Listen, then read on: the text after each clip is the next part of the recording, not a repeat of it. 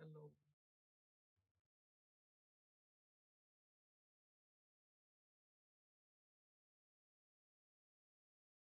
Uh,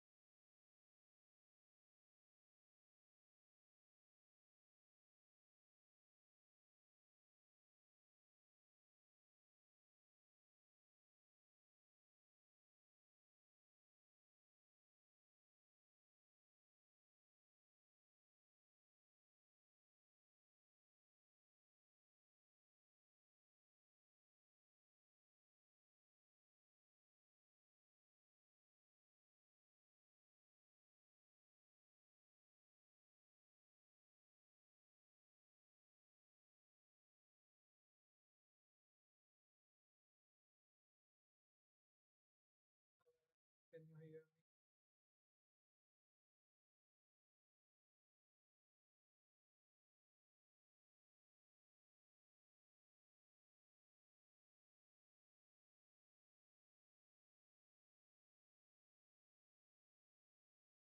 On top of Artemis II know this. It takes an army to pull a mission together like this, right? Across all 10 of our centers, all of our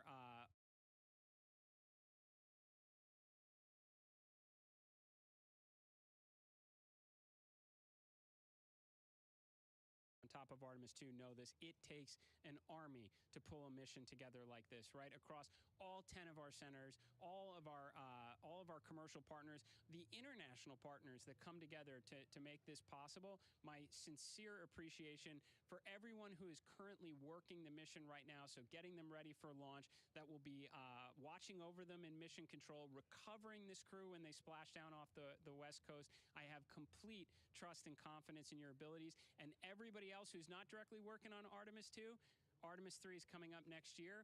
When this mobile launcher gets back in the VAB, we're going to start stacking. Wow, plenty of excitement ahead of us. Jared Isaacman, thank you so much for being here. Thank you. Thanks for being here. Of course. All right. And with that, let's get back to the countdown with NASA's Megan Cruz. Under 25 minutes and counting from the opening of our 2-hour launch window. And take a look at all these people behind us. I literally, every moment I turn around and I see the clock, I am like, oh, wow. Oh, wow. There are more people and less time. Yes, exactly, which is a great problem to have. Yes. Now, this first crewed test flight of NASA's Artemis program coincides with the 250th anniversary of our country's founders signing the Declaration of Independence.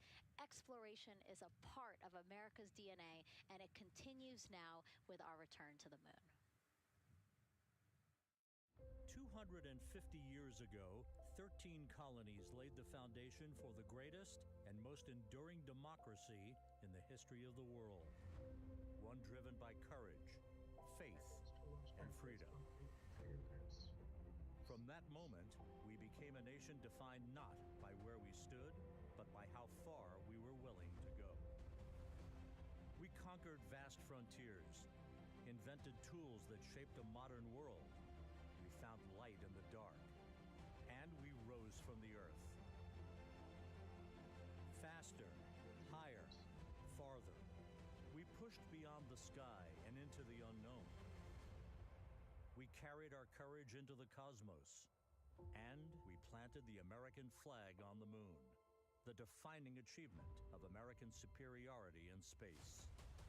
Today, our curiosity stretches farther than ever. American robots search ancient rivers on Mars. New telescopes unfold to glimpse the first stars. And a new generation prepares to return to the moon, this time to stay. For 250 years, America has carried the light of humanity forward. But American exceptionalism isn't inherited, it's earned. Our greatness comes not only from what we've done, but what we're still determined to discover. Because in every era, across every horizon, America is at its best when it's reaching for something greater. America celebrates 250 years, and we are leading the world into the future.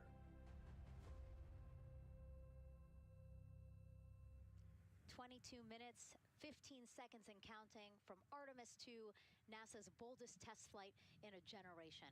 The crew has said this often, that they hope it inspires children around the world. And recently, a group of kids here at Kennedy Space Center got a surprise of a lifetime while watching that rocket roll to the launch pad.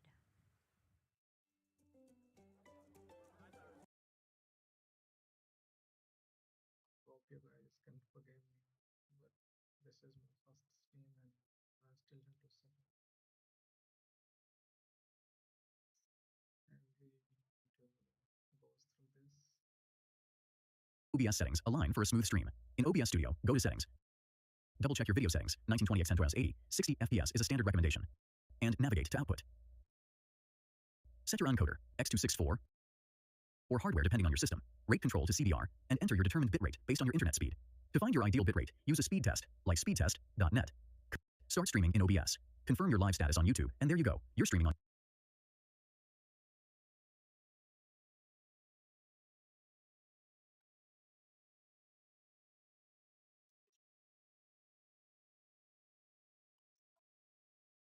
Check my voice if I am audible or not. I can hear the desktop audio in the stream.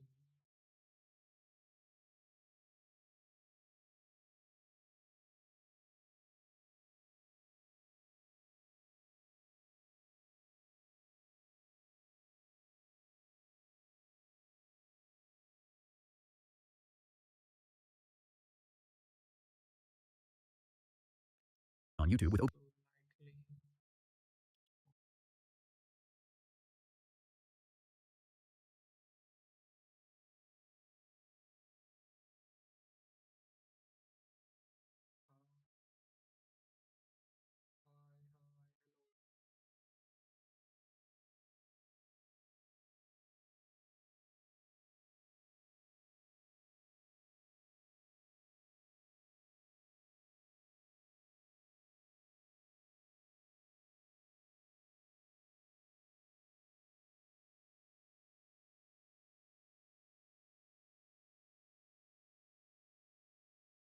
hi, hello. Hi, hi, hello. Can you hear? I have to check and there is a lag on the device. I can see stream. Hi, hi, hi, hi, hey, hello.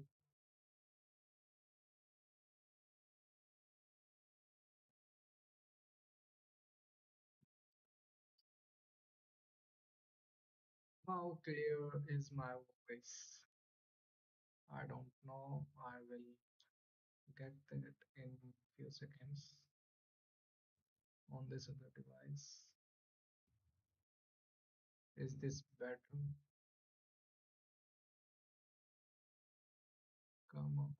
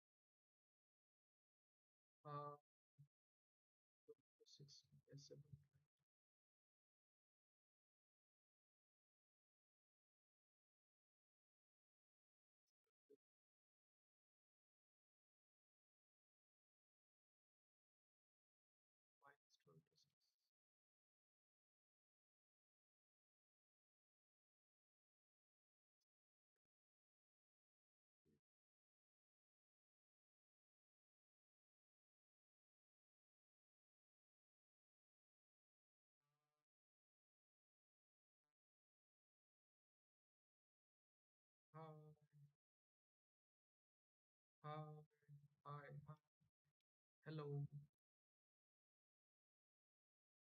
Stall से 6 के बीच में तो आ ही नहीं रही यहाँ पे आवाज इस पे कुछ कर please which is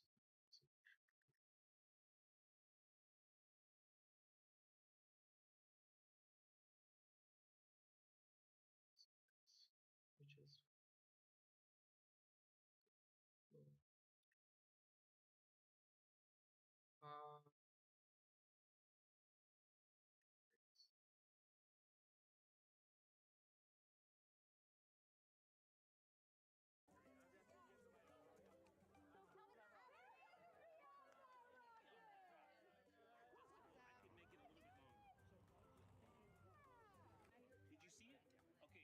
Everybody's looking at the rocket because it is kind of cool and impressive.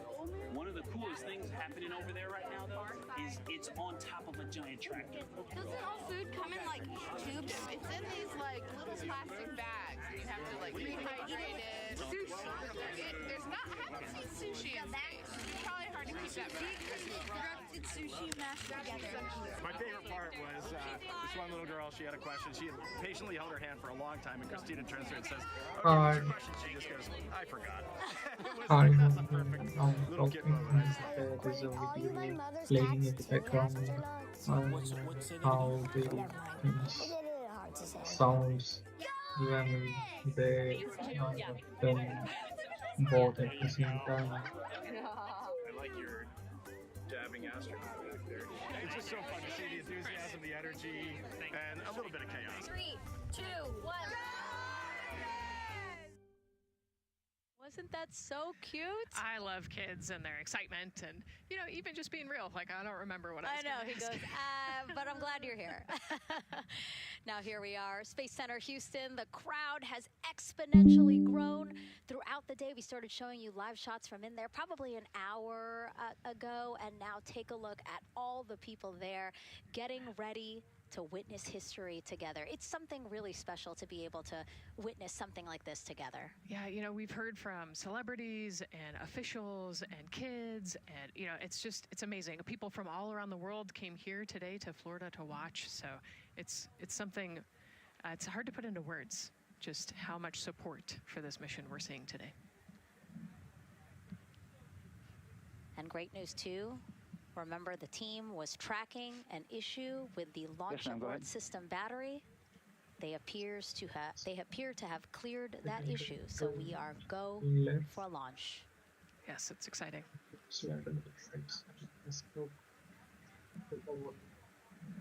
U.S. Space and Rocket Center here, Huntsville, Alabama, waving to the Artemis II crew sitting right there inside Orion. Inside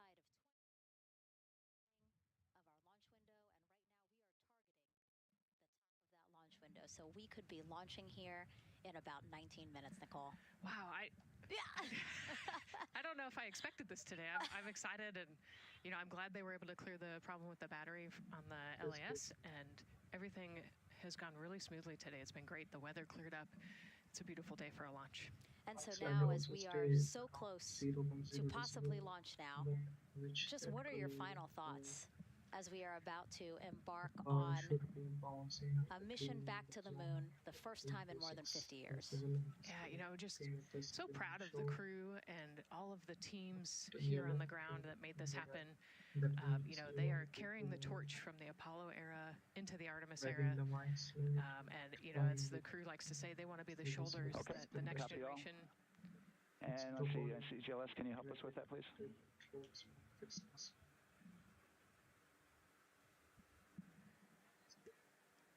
They want to be the crew wants to be the shoulders that the next generation can climb on. 001. You know, I think it's in their patch. We're going for all. It's in the name of their capsule, integrity, representing humility and the professionalism of everyone that got them there today. So proud of them. We love them. We're excited for them, and we cannot wait to see what they see. Just leveraging everything as an agency, taking us from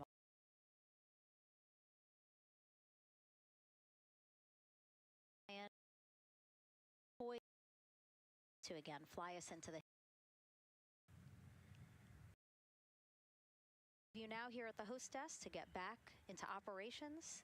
We just wanted to answer one question for you guys. We asked you earlier on today, what are you most excited for? And we asked you to go vote on Instagram and Hey Twitch. guys. Instagram, you guys said launch. Twitch, you guys said lunar flyby. So I think you guys will all be very excited since we are now about 17 minutes from the opening of our launch window today. And so with that, as we approach terminal count, let's send it back to Daryl Nail in firing room 1. Daryl. All right, thank you, Megan and Nicole, and just want to give you an update on the launch abort system that you just reported that they cleared. They believe, they're convinced, this is an instrumentation failure. So there are 2 batteries on the LAS. The LAS, of course, and with the help of my 2-year-old son's model rocket, Daniel said I could use this, so it's okay. The LAS is right here. It's the tower above Orion. Orion capsule's inside of here. It's used to pull Orion off the rocket in case the rocket something's going on with the rocket, either on the pad or in flight. 2 batteries are bad. Well, I'm sorry. One of the 2 batteries reported an out-of-family temperature, and it was very much out of family. And so they checked their data going back into the vehicle assembly building where they recharged the batteries and worked on them. And they have good, solid data, they reported, that tells them that this is an instrumentation failure, that there's something wrong with the sensor. And so they took it before the mission management team, which has to accept the risk, any changes to launch commit criteria, which this would be one, and they all fully accepted it. So now we are clear as far as that constraint is concerned. And one quick thing as we count down now, we are getting into the final minutes before liftoff. There's a 2-hour window. We haven't quite set the T0 yet, but this is a list of the cutouts. There are 150 EGS, Program Chief Engineer. Artemis Chief Engineers are go. Copy, thank you. EGS, Chief Safety Officer. The Artemis CSOs are go. Director. Good air your voice, Charlie. PLT. Thank you, Charlie. This is Victor. We are going for our families. MS1. This is Christina. We are going for our teammates. MS2. This is Jeremy. We are going for all humanity. All right, Charlie, your Artemis II crew is go for launch. Full send. I copy that. Reid, Victor, Christina, and Jeremy. On this historic mission, you take with you the heart of this Artemis team, the daring spirit of the American people and our partners across the globe, and the hopes and dreams of a new generation. Good luck. Godspeed, Artemis II. Let's go.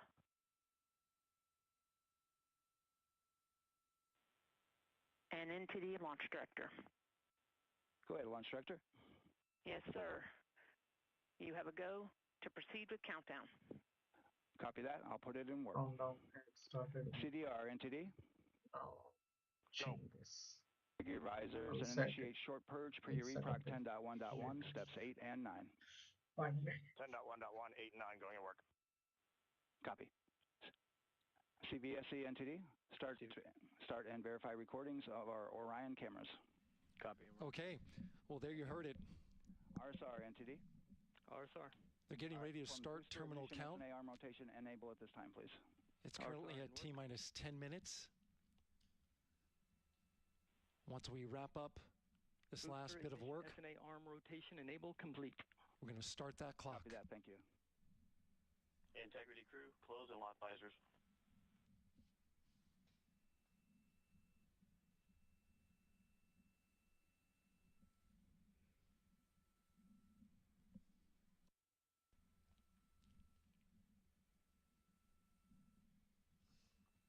You heard an issue, worked in real time with telemetry lock on the Orion. It was transitory. It was very short. They checked the data, confirmed that they had a good lock. This was with the S-band transmitter on the Orion. Worked through that issue, looked at the data, and cleared it. all with the world watching. Impressive work by the launch team. So we have a 2-hour window, which starts in just a few minutes at 6:24 p.m. Eastern Time and goes until 8:24 p.m. Eastern Time. And ECL NTD will be waiting for your verification on the short purge. ECL copies. And for all personnel, once we get that short purge verification, we'll verify that we are clear to go, and then we'll proceed with the terminal count.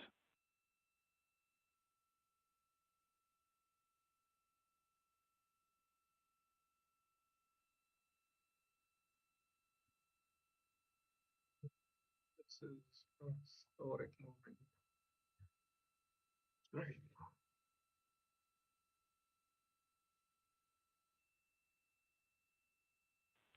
ECL time estimate? About a minute. Copy.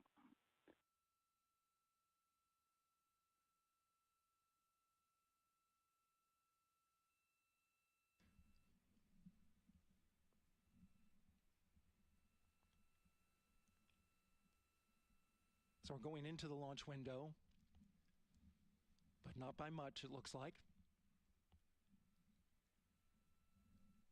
Just wrapping up some final work. And once that's completed, you'll hear NASA Test Director Jeff Spaulding ask for the ground launch sequencer operator to go ahead and start the clock. We still have 10 minutes. The ground launch sequencer is an application software. It runs on top of the launch control system.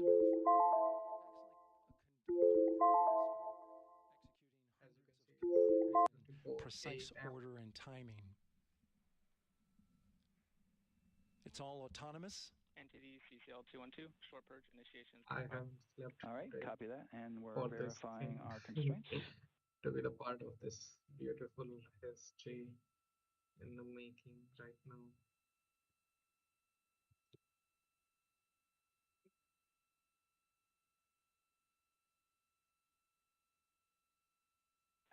All right, and we're clear from cutouts. And with that, we're going to resume the clock momentarily. And CGLS, you can resume the clock on your mark. GLS copies. 3, 2, 1, mark. GLS mainline has been initiated. T-minus 10 minutes and counting.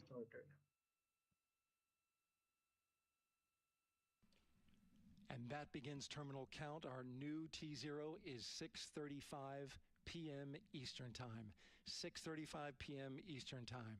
We are now counting down to liftoff of Artemis II.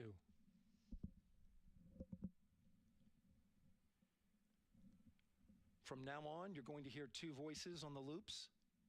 If everything goes nominally, NASA Test Director Jeff Spaulding, who's directly managing the launch team, and Alex Bendelos, the GLS operator who closely monitors the software.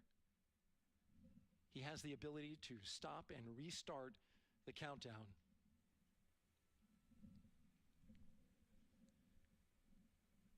A lot of people ask about whether there's a launch button. There certainly is not. Flight and Rock, our new T0 is 22, 35, 12. Houston flight copies. 22, 35, 12. Affirm. There you heard confirmation of the exact T0, 6:35 and 12 seconds p.m. Eastern Time. Again, our T0 is 6:35 and 12 seconds p.m. Eastern Time. But as I was saying, there's no launch button. This is autonomous. But there is a button that keeps you from launching, and that button allows the GLS operator to pause the countdown outside of terminal count and during terminal count and submit a hold to the next holding point. So the clock won't stop right away. If there's an issue, we'll go to the next stable holding point. This is how GLS configures the rocket and ground systems to a stable point where they can stop the countdown if that's needed. But right now, we are counting down. Our next big milestone, looking to retract the crew access arm. GLS is go for crew access arm retract. And there you see the crew access arm moving away. It's happening. That's the path that the astronauts took to ingress into the rocket. I missed that part because I was setting up my Until this OBS. point, that was their way off the pad if they needed to evacuate. But now with that arm retracting, the backup transitions to a launch abort system, and they'll begin arming that shortly.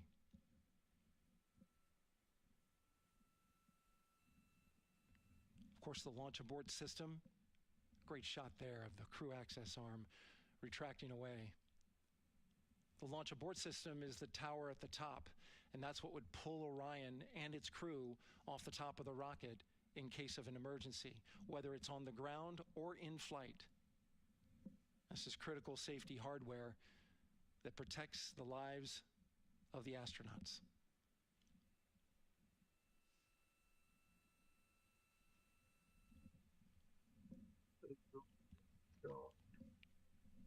Starting at T-minus 6 minutes, the GLS will start bringing that and other high-energy systems online, starting with core stage pressurization.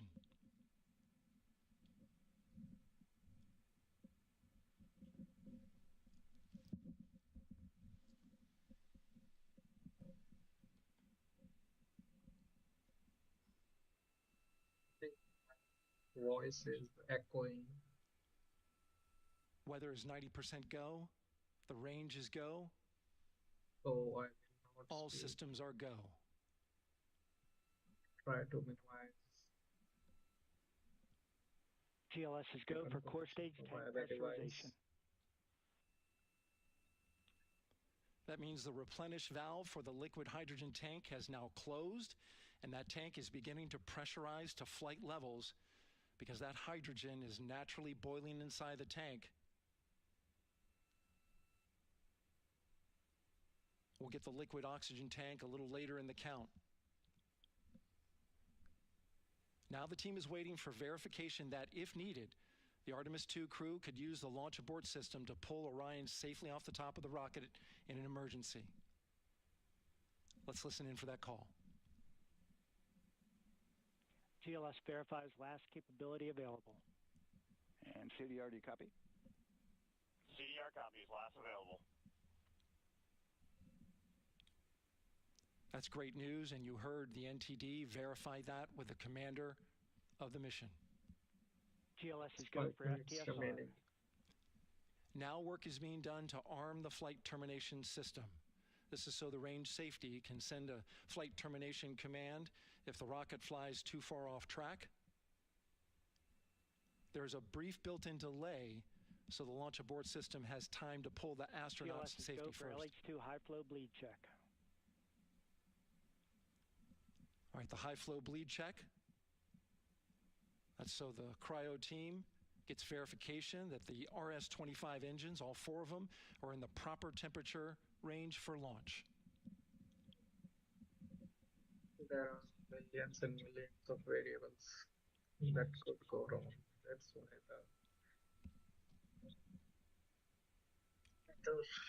the environment is so dense right now. Despite having all these world-class facilities stuff.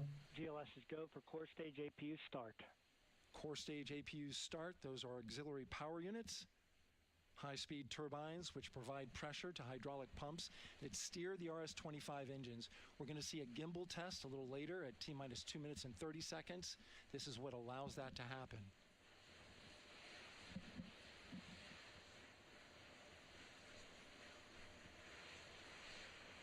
Coming up in about 20 seconds, we're listening for go for purge sequence 4.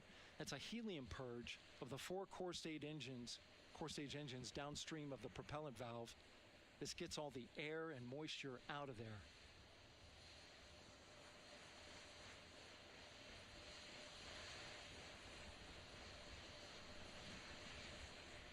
GLS is go for purge sequence 4. Moving through the milestones. All is looking good. Okay. Coming up in just a few seconds, we're going to get that thrust vector control actuator test. This is a gimbaling of the engines. 3 minutes remaining. There are the 4 RS-25s, 3 of them shuttle heritage, 1 of them built from shuttle parts. And there you see them moving.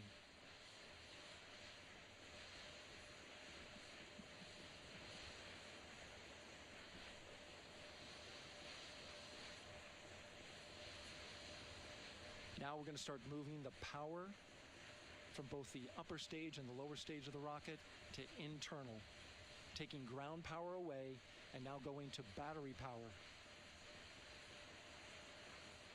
GLS is go for upper stage to internal power. All right, power is removed from the rocket's upper stage, the ICPS, and it's been switched to battery. Same milestone for the lower core stage coming up at T-minus 1 minute and 30 seconds. Right now, the 4-person Artemis II crew is 248,000 miles away from the moon. And if all goes well, they will fly by it in 6 days. GLS is go for core stage to internal power. All right, there's the rocket's core stage, which houses 3 flight computers, is now on its own power. There's no more hold time because there's no more margin on these batteries. So we would have to recycle back to T-minus 10 to recharge if we had a hold. Last 1 minute remaining. Okay. 1 minute.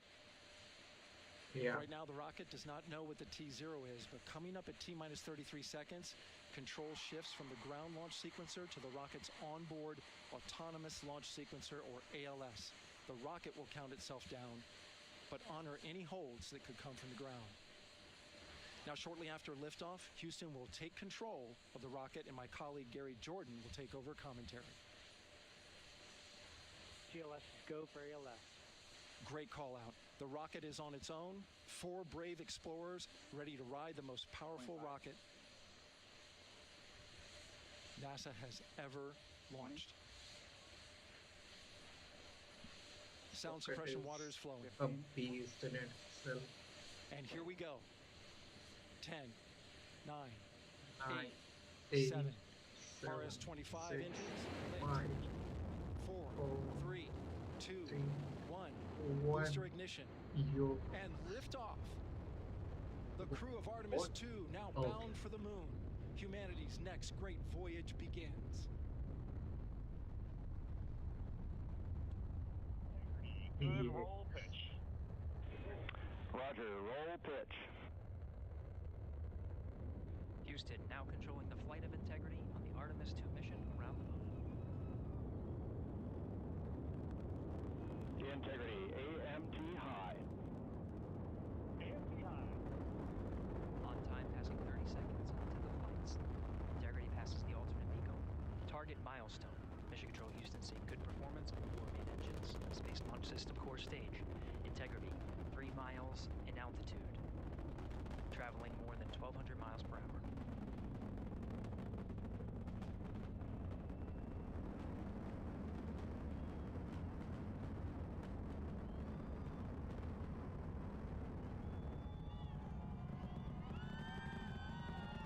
It's so beautiful to watch. Mission elapsed time, passing 1 minute, approaching max Q. On, Ponce de Leon.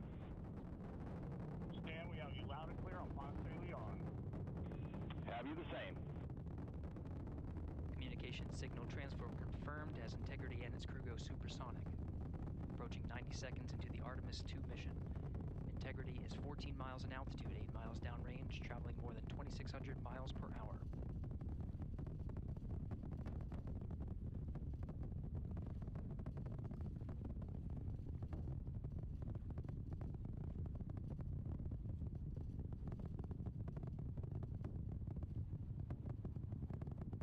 Minute 50 seconds of mission elapsed time, standing by for main engine throttle down to 85%, ahead of solid rocket booster separation expected at the 2-minute 9-second mark.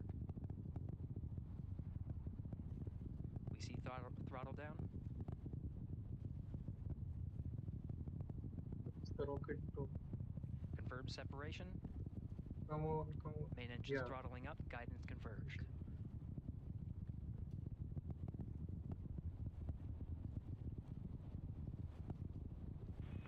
Integrity, guidance converged, performance nominal, upper stage RCS ready. Copy all, Stan. Integrity, SM priming complete. SM priming complete. 2 minutes 45 seconds of mission elapsed time into the Artemis II mission. Thrusters on integrity and upper stage confirmed in a ready state ahead of service module fairing separation.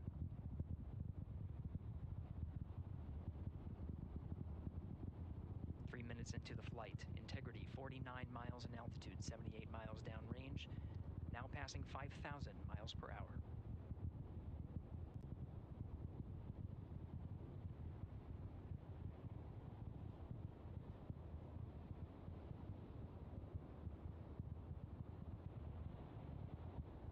Standing by for launch abort system jettison. Houston integrity, good last jettison, great view. Copy jettison, Team Eco 8+02. We see the same on board, Stan. And Houston has you loud and clear on TDRS at the Kármán line. Outstanding, Stan, we have you the same.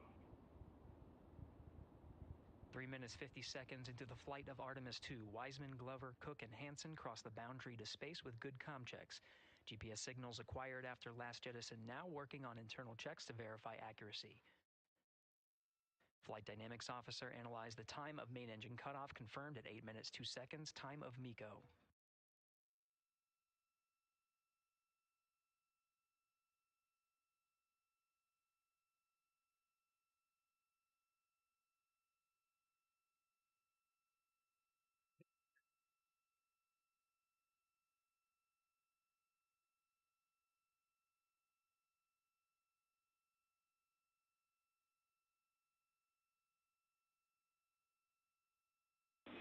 Integrity, GPS processing. Outstanding, Stan, we see the same, and we have a beautiful moonrise. We're headed right at it.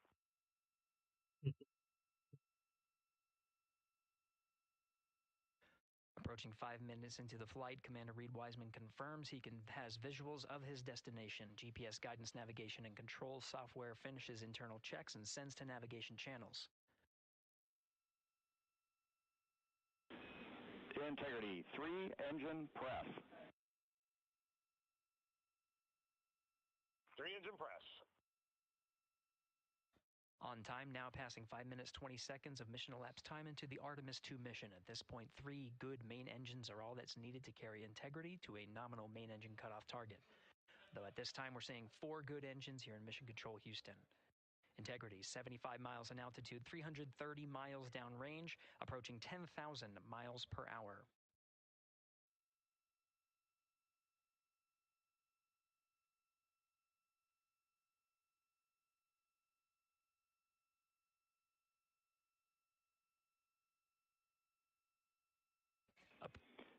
Integrity, looking good at 6 minutes. Same on board, Stan. Good trajectory and engine performance. Booster officer will soon report the shutdown plan to Flight Director Judd Friedling, expected at the 7-minute mark. Integrity, 78 miles in altitude, 460 miles downrange. Integrity, expect nominal shutdown. Integrity copies nominal shutdown.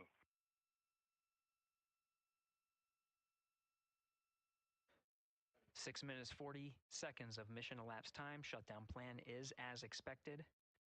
Again, the time of MECO was confirmed at 8 minutes 2 seconds into the flight.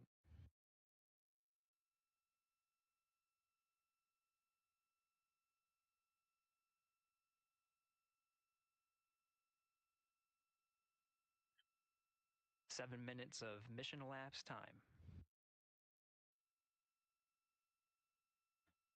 throttling down as we approach the abort once around option. Milestone at the 7-minute 30-second mark. Now 84 miles in altitude, 650 miles downrange, traveling more than 15,000 miles per hour. Integrity, AOA open. AOA open. The window is now open for an abort once around option that would target splashdown in the Pacific Ocean. Still following nominal ascent at this time.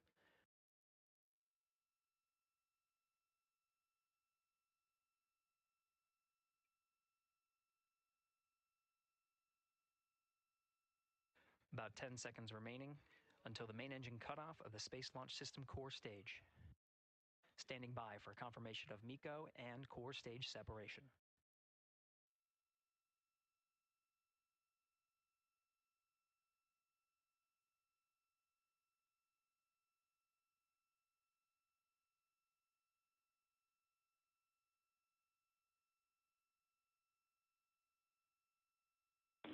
Integrity and nominal MECO, core stage separated.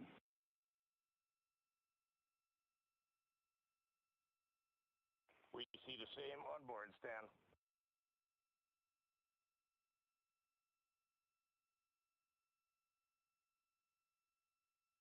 8 minutes 40 seconds into the flight, we have a nominal main engine cutoff heading in the right trajectory on the way to swing around the moon. Core stage has separated, done its job. The Space Launch System upper stage, the interim cryogenic propulsion stage, or ICPS, still attached to the Orion spacecraft.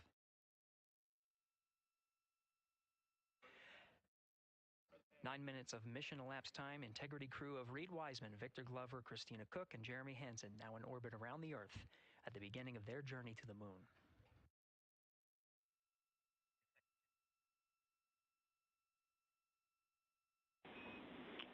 Integrity Houston, looking ahead to PRM numbers so far per the pad.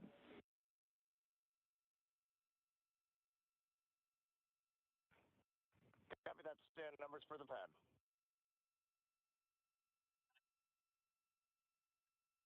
Capcom Stan Loves now reminding the crew that the perigee raise maneuver time of ignition is as expected prior to booster ignition. That time being 49 minutes, 50 seconds of mission elapsed time.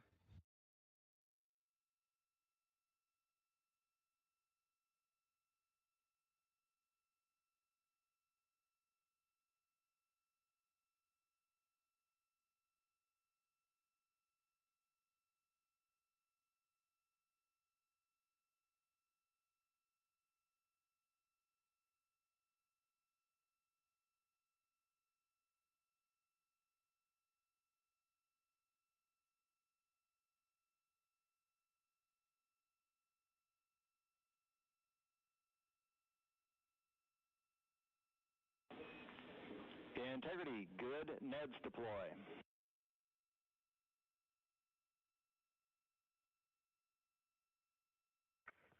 Copy that, Stan. Good, Neds.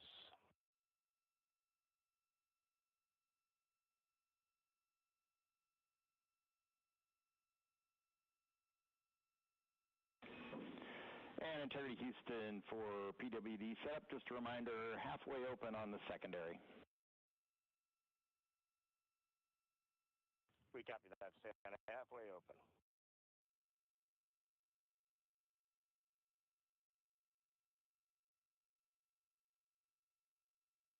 Passing 11 minutes of mission elapsed time. Here, overhearing the conversation between Capcom Stan Love and Commander Reid Wiseman, already passing some milestones. We have a good nozzle extension deployment system. That is confirmed. Complete. We also have the visors are confirmed up. Now past the dynamic phase of flight, that is ascent. Their launch and entry suits that provided them an extra layer of protection. Now not as needed. They're going to raise those visors. And later in today's mission, they will begin to egress or get out of the suits to begin some of their initial tasks of activating some of the systems aboard in the Integrity spacecraft. It's passing 12 minutes of mission elapsed time. Again, the perigee raise maneuver that's targeted near 50 minutes of mission elapsed time, 49 minutes, 50 seconds. That's what the crew is going to be working towards. The Commander Reid Wiseman, pilot Victor Glover will focus on preparing for that milestone. In the meantime, Mission Specialist Christina Koch and Jeremy Hansen will start some of the activation of environmental control life support systems. You may hear confirmation of their activation over the Orion to Earth communication network.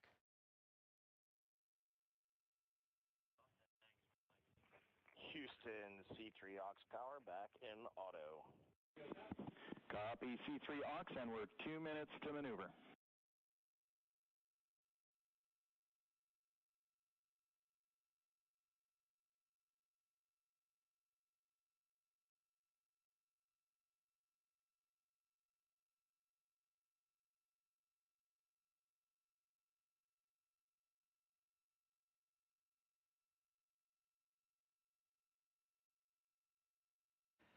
"13 minutes and 30 seconds of mission elapsed time. We're going to continue to follow the crew of the Artemis II mission.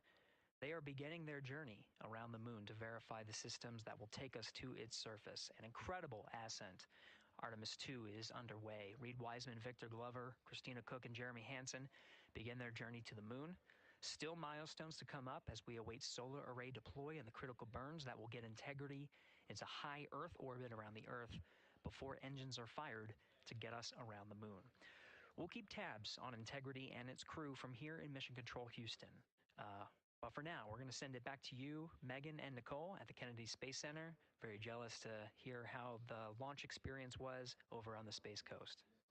Yeah, Gary, if people are just joining us, welcome back to the Space Coast, where we just saw Artemis II lift off 14 minutes ago. And wow, what an amazing launch, and an emotional one too. As soon as the rocket lifted off, Nicole, you had tears in your eyes, I had tears in my eyes, and we had all these people around us cheering. It was amazing. Yeah, the energy was wonderful. I mean, it was a beautiful launch. We've got 4 friends and family members headed to the moon. It's pretty amazing.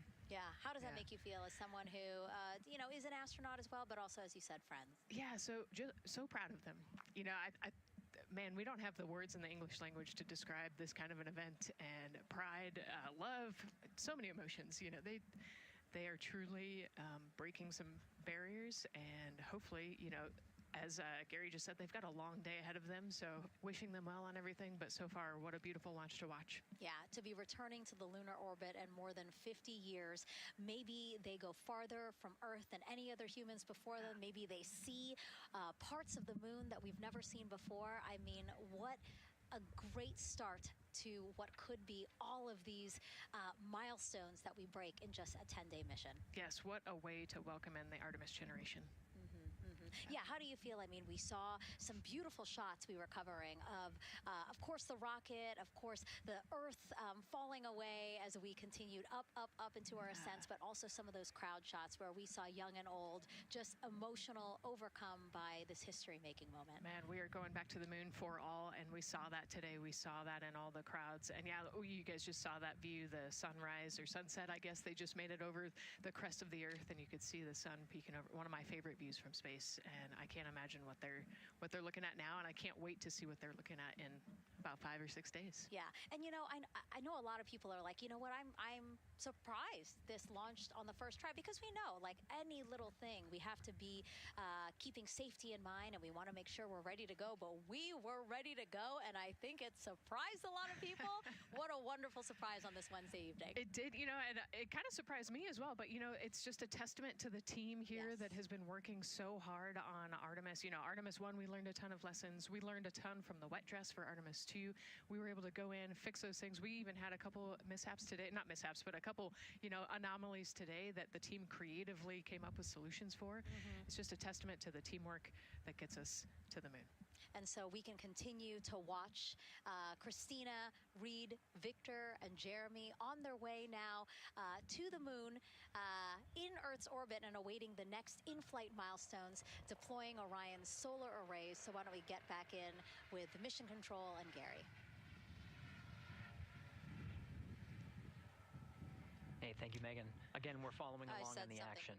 It is a long day. They have a number of procedures they need to get to immediately in their timeline. And Integrity Houston, crosstie is on board per the ETSI-DEM. We copy Houston. Thank you.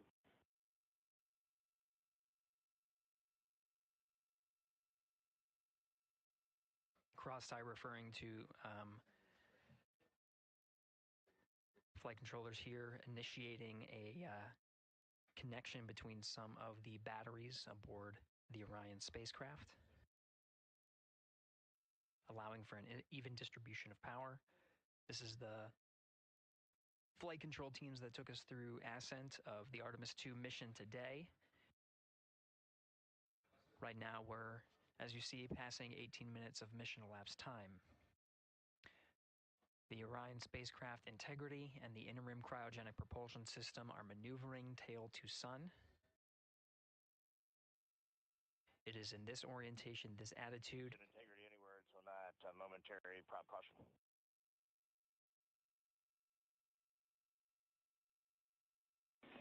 And Reid, no action. We're looking at it.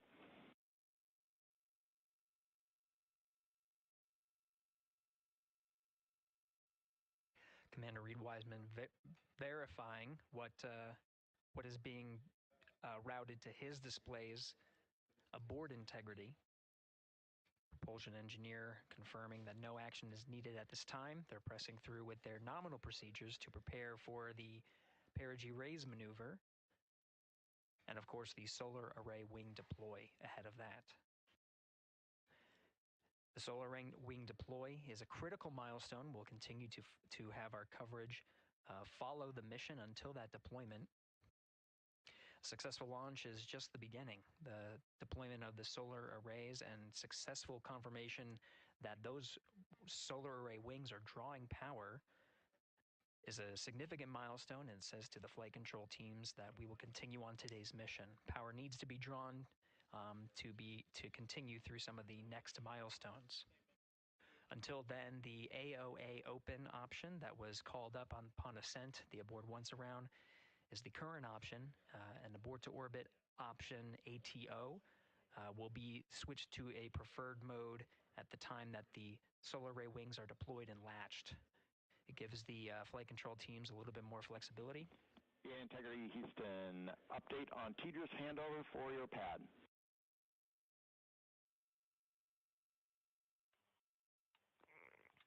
Give us just 1 minute. And Stan, you can read it. Ike is ready to copy. Roger. TDRS handover east to west expected 1 second earlier at 5:1 minutes 26 seconds.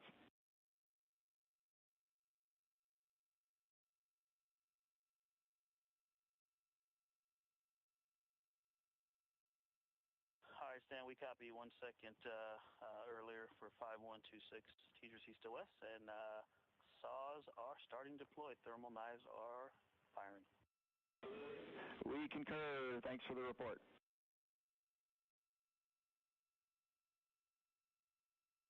Read back of the reports that you just heard on the Orion to Earth network. Integrity has maneuvered tail to sun. The RL-10 nozzle on the end of the ICPS is pointed towards the sun, and the solar array deployment sequence has begun. With the deployment confirmed, it'll be several minutes until they are what is called in a latched position.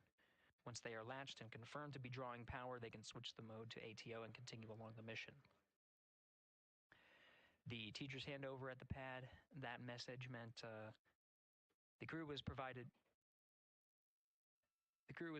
some preliminary numbers of when to expect handovers between the tracking and data relay satellites.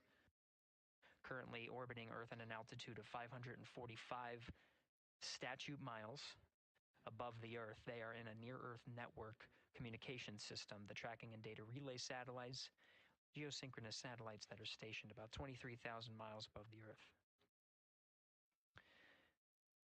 After the apogee rays burn, that occurs later today, the burn itself will put them in an altitude that surpasses the range of the tracking and data relay satellites, and they will transition to the deep space network today. And integrity for prop messages, we see 2 temperature measurements right near the line. It's that momentary message you saw earlier. We're going to suppress those. It's CM helium heater 2 T1 and heater 1 T1. They're going suppressed. Integrity, thank you. We see the same.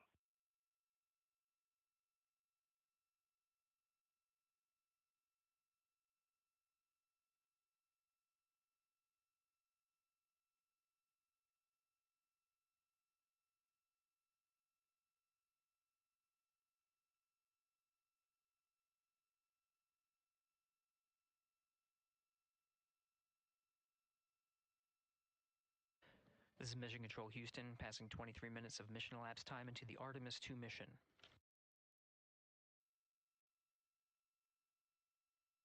This is after a launch that began at 5:35 and 12 seconds Central Time, 6:35 and 12 seconds p.m.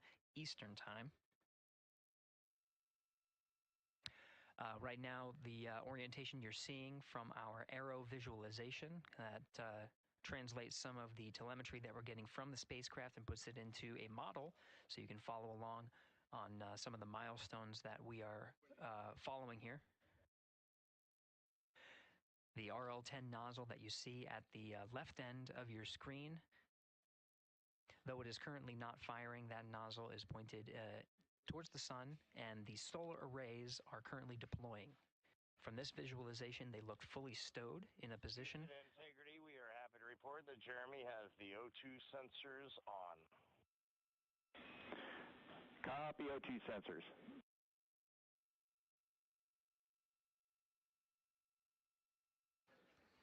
Again, Commander Reid Wiseman and pilot Victor Glover overseeing the deployment of the solar arrays. As you can see, we are losing velocity and here. we'll follow the attitude maneuver So this changes is ahead of important. the first burn of the ICPS engine, in the the higher Earth perigee rays orbit. maneuver. Integrity Houston, we see It will take 4 around saws an deployed and hour, latched, ready for and ATO that preferred. will keep them in the orbit Yeah, for we're almost there in the whatever procedure, Stan, if we see however the same. time they need in there. It will take next Integrity Houston, 18 we are hours seeing around a to 7-second get into miscompare perfect between the position MET for on the Orion and ICPS. last burnout We'd that like will you send to them read to the us the moon. MET from your center status bar and for the I will ICPS on stream StackSum. that part too in next 18 hours when that happens. So And Stan, we be ready see a for part 2 of this stream. absolutely precise alignment. We MET will cover this 25, journey 14, 15, to the end. 16, precisely aligned with ICPS MET. I know no one Copy, thank you for is that. gonna We'll watch investigate a it. ground issue.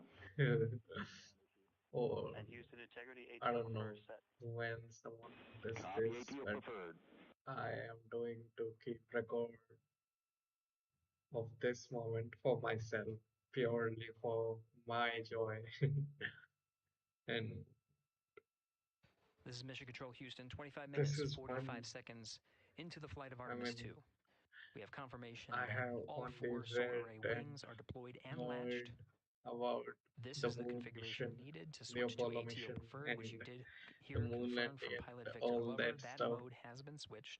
I watched in documentaries and movies and There's also a discussion with Capcom conversations, Stanlove dude. and We Commander Reid are Wiseman being the about the part of alignment this of the mission MET clocks on right the now. Orion spacecraft And and the who ICPS. knows Commander Reid when the Wiseman next confirmed the clocks are in human sync, mission no issues. They're going to investigate it on the will ground. be We're carried proceeding with today's on mission. the moon.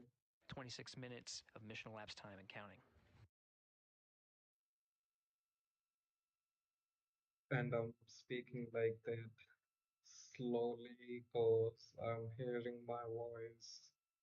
I know it's not echoing to the other side, but I can hear myself talking. I will fix it. This is my first stream. You guys can forgive me for that, right?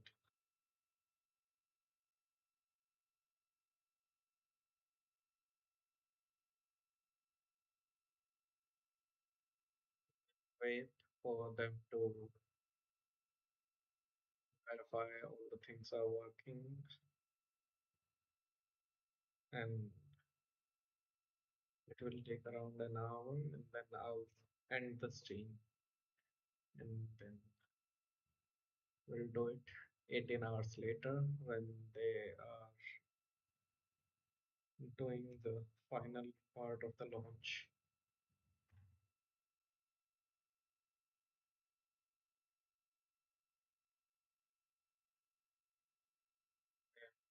While I am talking of these things, we are losing velocity, dude. This is Mission Control Houston. We're approaching 28 minutes of mission elapsed time into the 16,000 Artemis II miles mission. per hour and continuously At this point, we've had a decreasing. successful liftoff from the pad at 5:35 p.m. and 12 seconds p.m. Central Time, 6:35 and 12 seconds p.m. Eastern Time. We've had a good main engine cutoff, core stage separation, and a good trajectory to begin today's mission. Right now, the spacecraft has maneuvered tail to sun. We're standing by for another maneuver to maneuver into the burn attitude. This is where the RL-10 engine of the ICPS is pointed in the correct orientation for the perigee raise maneuver. We did hear confirmation that the perigee raise maneuver time of ignition has been confirmed per the pad, which means it was the predicted time prior to liftoff. Integrity for GNC, we're taking channel 1 to unfiltered and to BFS. Okay, Stan, we're watching. Go ahead.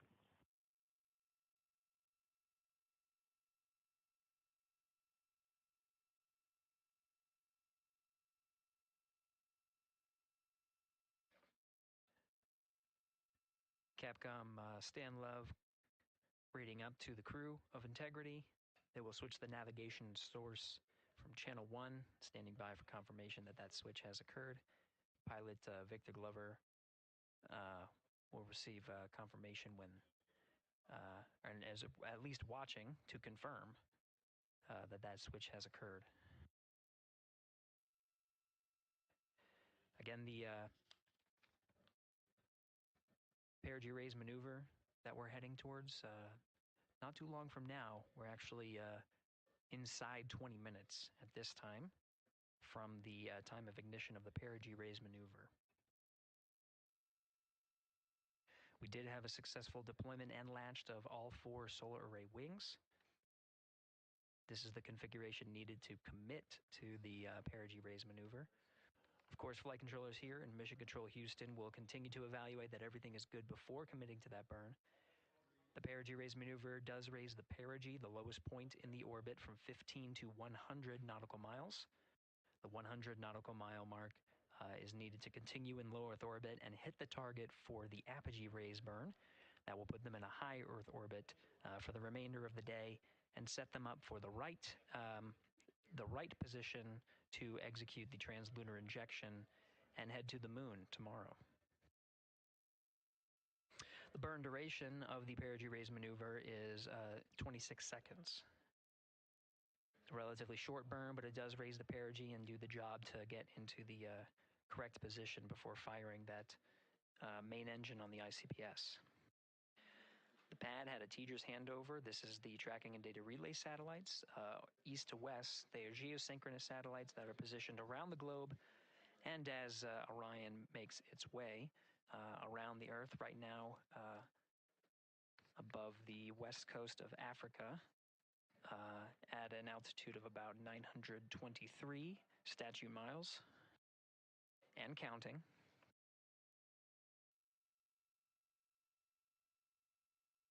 The perigee raise maneuver is not executed at the perigee. It is rather executed on the actually closer to the apogee.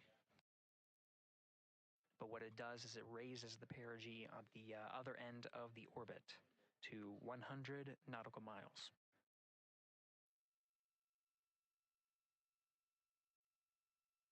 The 26-second duration burn does not conflict with the time that they reported of the tracking and data relay satellite handover from TGERS east to west.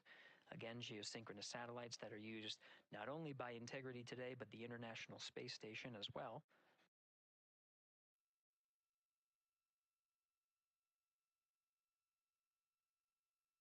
My apologies for doing all this, but that time of handover is 51 minutes, 26 seconds. Plenty of margin before the perigee raise maneuver cutoff happens, and the trajectory is analyzed to see whether it was a good burn. Good burn means that the burn was performed as expected and sets the trajectory on course for that 100 nautical mile perigee target mark.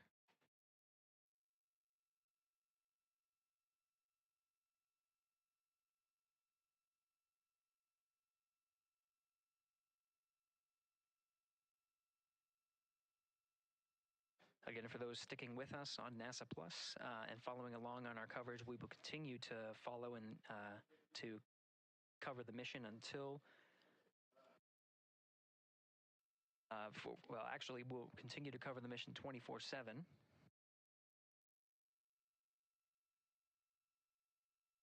But we'll wrap up our coverage here shortly. And now that solar array wing deployment has occurred on NASA Plus and Amazon Prime. Again, we will continue coverage 24/7 at the NASA YouTube channel. For those that want to see all of the upcoming milestones, there are select times where we will be coming back to NASA Plus and other streaming platforms. You can go to nasa.gov to find the latest on when to find those activities. Given that this is an operational mission, we do want to make sure that we are maintaining transparency in the mission and providing you all the information on what's happening in space as Reid Wiseman, Victor Glover, Christina Koch, and Jeremy Hansen head on their mission around the moon.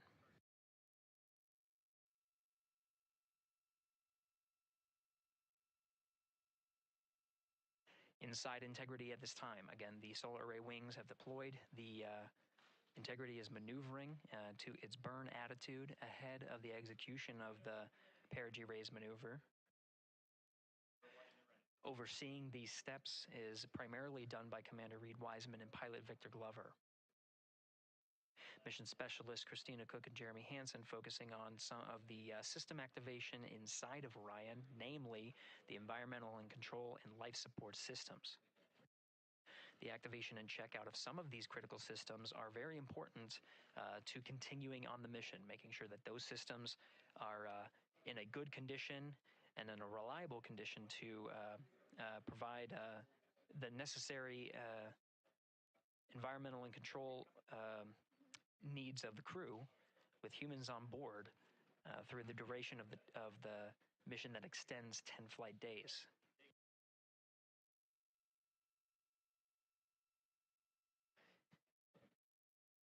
Standing by for an update to the perigee raise maneuver time of ignition. Should be right up to the crew very shortly. Integrity Houston, updated PRM numbers when you're ready to copy. All right, Houston, we are ready to copy. TIG is 2 seconds earlier at 4 9er minutes, 4.8 seconds. TIGO unchanged at 2.6 seconds. 49:48, TIGO 26.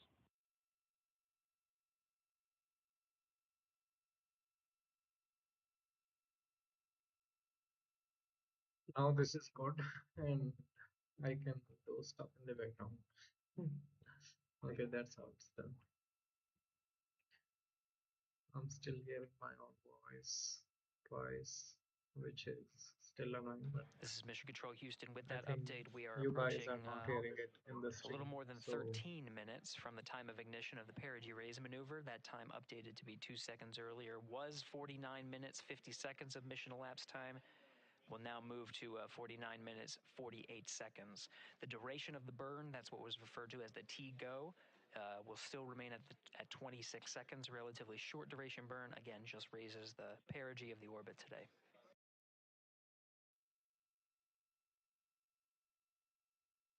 Making sure they hit the mark on that time of ignition is the primary concern of Commander Reid Wiseman and pilot Victor Glover.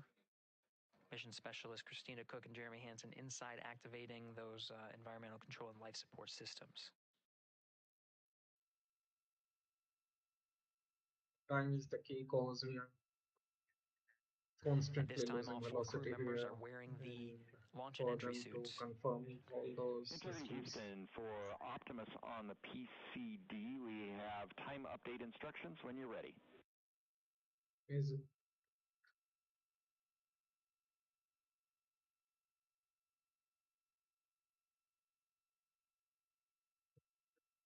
engine fire And sending Houston, them Integrity, to we higher copy. Earth orbit. Hands are pretty busy at this time. I think we will call you back when we're ready for that. All right, that one is not urgent. 2 minutes to maneuver to PRM attitude. We are watching and concurred. 90 seconds-ish, maybe. Pilot Victor Glover confirming that maneuver less than 2 minutes. Again, that the point of that maneuver is to point the main engine of the ICPS, the RL-10 engine, in the proper orientation to execute that 26-second burn. It needs to point in the correct position to achieve the goal of raising the perigee to 100 nautical miles.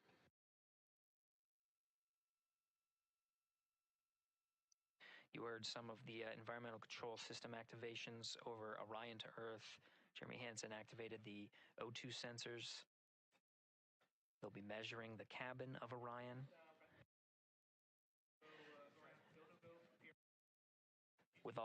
During all of the activations here on the ground in Mission Control Houston, Flight Director Judd Freeling is doing a poll with all flight controllers in the room to see if we are in a go position to go ahead and execute the perigee raise maneuver. Once concluded, Stan Love will report it back up to the crew, and we'll stand by for that.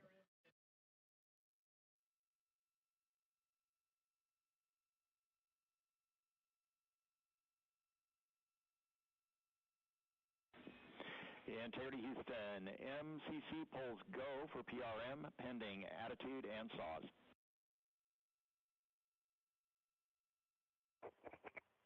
Hey, we copy. MCC is go. Maneuver starting.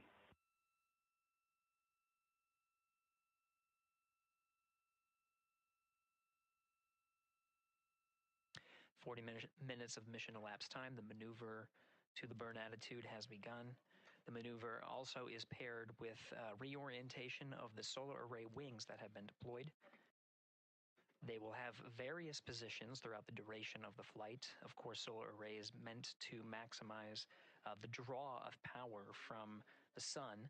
So when deployed, we're in a biased solar array wing configuration that was called solar normal. This allows for the greatest surface area of the solar array wings to be drawing power and powering up those batteries of integrity, of which a cross-tie was enabled between the 4 batteries, the 4 battery buses that are inside of Orion. However, for the perigee raise maneuver, the solar array wings will be put into a position to take on the loads imparted by the ICPS main engine when they execute the 26-second burn. You can see in the animation here, the solar array wings are in motion, and the attitude is being reconfigured to point the engine in the correct direction, those solar array wings being pointed forward.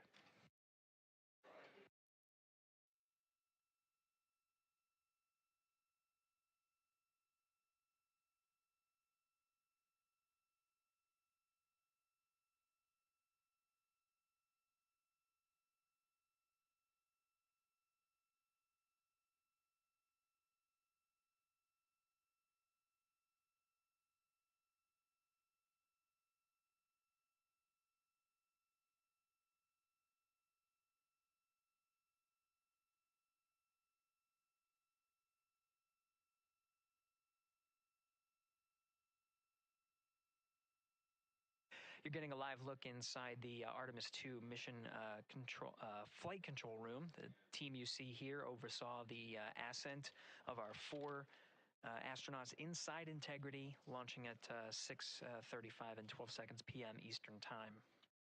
Now, again, this room will be occupied 24 hours a day, 7 days a week, with flight controllers shifting on 3 shifts to oversee 24/7 operations of Artemis II while in flight. We will cover that live on the NASA YouTube channel, and we'll be covering that around the clock as we begin to wrap up our coverage here on NASA Plus. Before I do want to send it over to our colleagues at the Kennedy Space Center. And to my colleagues, it was a pleasure to join the teams at the Kennedy Space Center and be a part of such a historic launch. Here in Houston, again, we're turning our attention to the mission. And for now, we'll say farewell and thank you to our colleagues there for today's launch coverage. We'll see you again soon for Splashdown. This is Mission Control Houston, sending it back over to Megan and Nicole at the host desk. Thank you, Gary. And yes, it was such a pleasure to be a part of this historic mission that started right here at Kennedy Space Center. It was such an amazing sight to be a part of. And now, as Reid Wiseman, Victor Glover, Christina Koch, and Jeremy Hansen begin their journey, we here at the Kennedy Space Center are about to wrap our broadcasts. We'll, of course, though, have 24/7 coverage with our colleagues at Johnson Space Center starting as soon as we sign off, so don't worry. You can follow along our 4 astronauts every minute of their nearly 10-day journey to the moon and back. Nicole, I'll definitely be watching it, and I'm sure you will, too. Yes, of course. You know, they just started, right? The launch was beautiful. This was a historic day. They're on their way back to the moon for the first time in over half a century, but they've got a lot of work ahead of them, and so we're excited to see what they have to do and excited to test out the Orion spacecraft. This is a test flight after all, and we're excited to see what we can learn from this mission. Very humbling, inspiring. It was really amazing to be a part of this, and I'm so glad that so many people joined along by either watching here in person or watching online. And of course, Nicole, thank you so much for sitting through this, answering questions, adding so much context and information that really brought a lot out of what we saw today. Oh man, I had a blast. You're a rock star. You're a professional. This was great. You're great. So this was a wonderful day. Well, again, thank you so much, and thank you to you for watching at home. You know, tonight we didn't just launch a rocket, we launched the next chapter of human exploration. Our Artemis II crew now on their way back to the moon, and we're taking you with us. So thank you again for watching, and go Artemis II.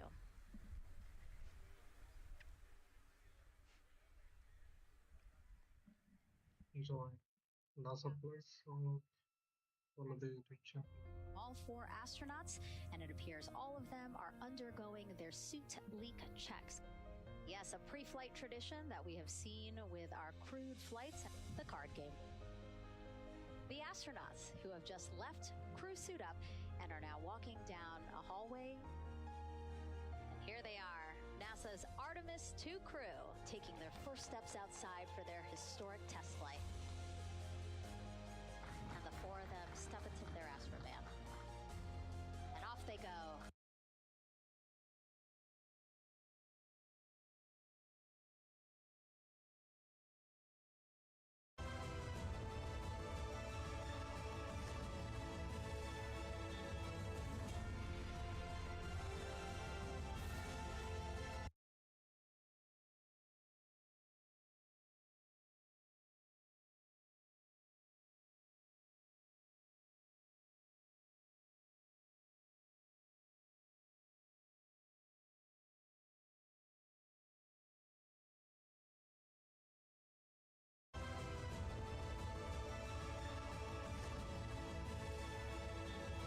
To execute the translunar 5 and 12 seconds.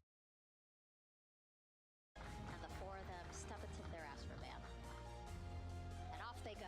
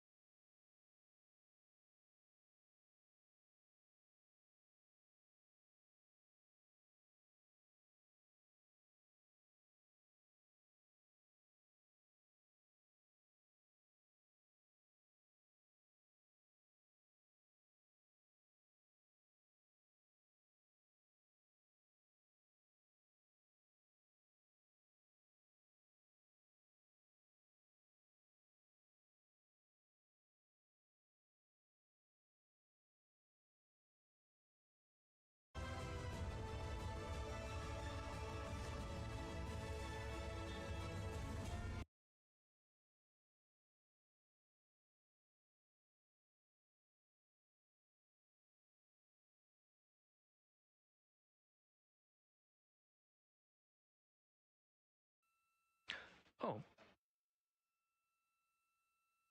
Certain.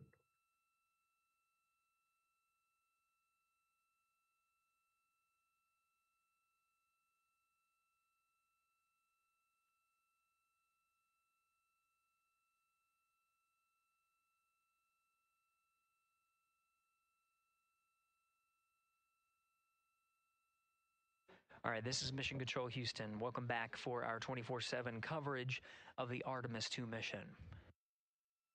At this time, we are a little more than 1 minute from the time of ignition of the perigee raise maneuver. At this time, the Orion spacecraft integrity has been maneuvered into the burn attitude, is pointed in the right direction, and the solar arrays are in the position to take on the loads imparted by the 26-second burn.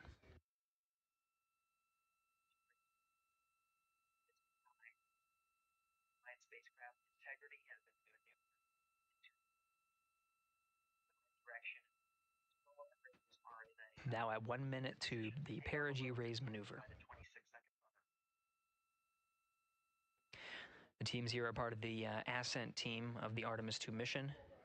Now getting our first views from one of the solar array wing cameras over the tracking and data relay satellites. We are in a night pass as we are about a little more than 1,300 statute miles above the Earth, just east off the coast of Madagascar. So we have, you can see the Terminator line right just west of the Philippines and the west coast of Australia, where we'll start to get some sunlight again. Now we're just seconds away from the time of ignition. We have ignition.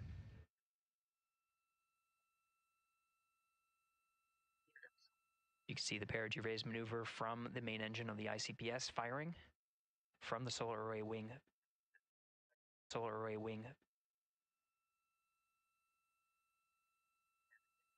Standing by for confirmation of cutoff.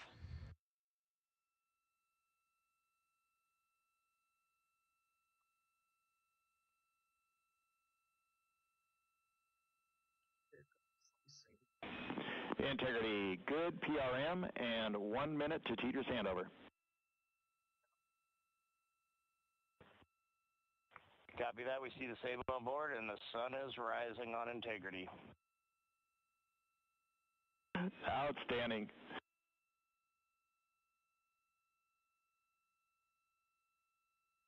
And with that first burn of the interim cryogenic propulsion system has been completed and put the crew on the right trajectory to get them to the moon.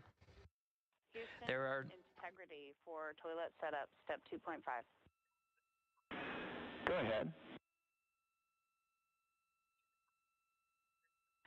Yes, there was not an installed Oxon inlet filter, even with empty Oxone in the hose when I opened up the filter.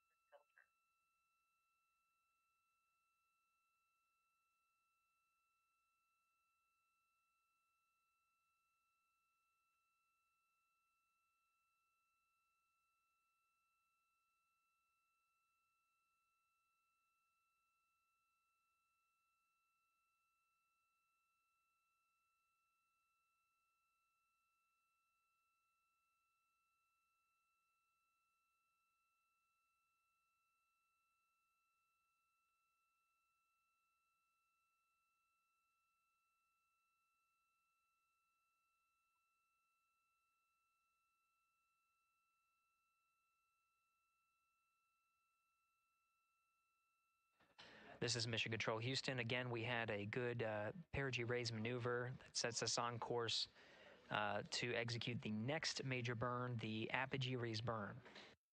Now, the perigee raise maneuver just adjusts the orbit while we are in low Earth orbit, but the apogee raise burn is quite a significant burn, just shy of 18 minutes long. Major burn speed 52 minutes, 5 seconds.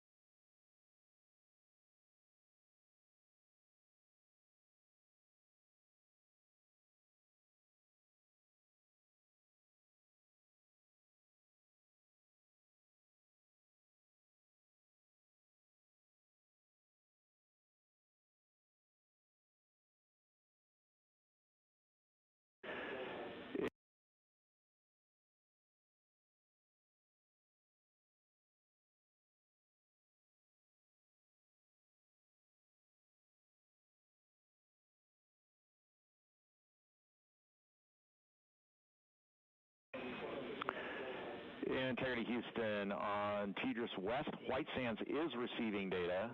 Houston is not. We're still troubleshooting.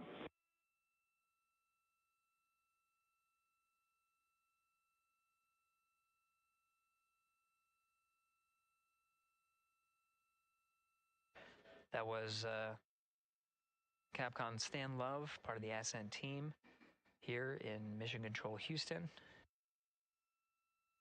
We changed over to point to one of the tracking and data relay satellites at the expected time. That time was updated to 51 minutes, 26 seconds of mission elapsed time, going from TDRS East to TDRS West. Upon switching to TDRS West, Mission Control Houston, not seeing some of the data coming from Orion, coming from Integrity.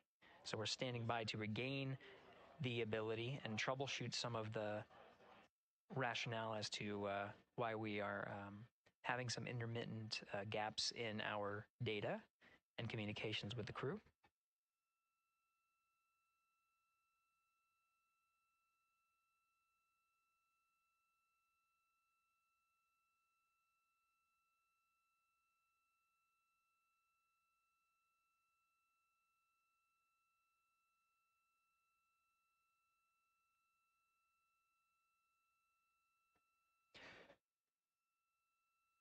Now again, as the teams are troubleshooting. Integrity Houston in the blind. We see good solar normal maneuver. ARB TIG is expected to be 45 seconds earlier than the pad. That's 1 hour, 46 minutes, 0.9 seconds. No update to TIGO yet.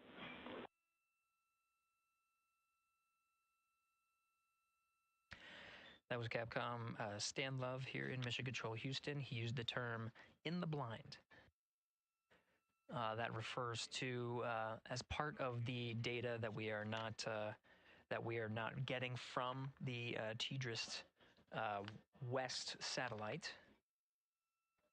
noting that we understand that we may not be receiving communications from the crew, though they may be able to hear us.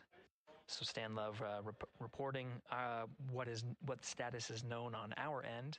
We do know that from the data we are receiving that the upper stage and integrity have maneuvered to solar normal, meaning that the orientation, the attitude of the spacecraft is such that the solar rays can draw the maximum amount of power.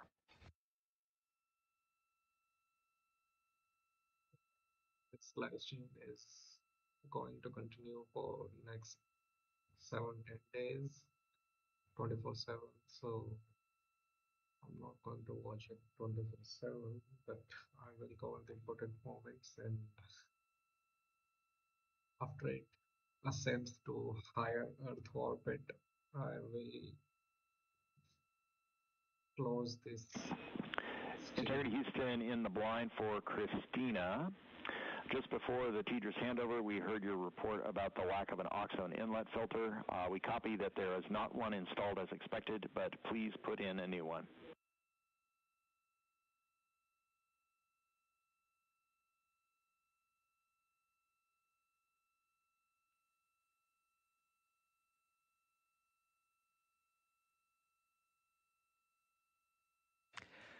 Team here you see in this row at the Capcom console is NASA astronaut Stan Love.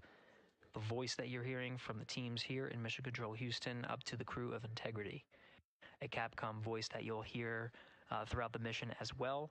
Next to Dr. Love, to his right, is Jackie Mahaffey, the Chief Training Officer for the Artemis II crew, and a voice that you'll hear from here in Mission Control Houston. Flight Director Judd Freeling is to Stan Love's left. The ascent flight director and leading the teams through the ascent that happened today. And to the left of Judd Freeling is Flight Director Rick Henfling, part of the entry teams here on console to oversee the ascent portion.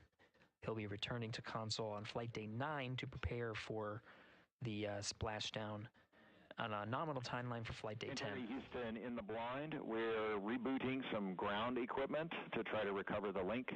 Expect 10 minutes.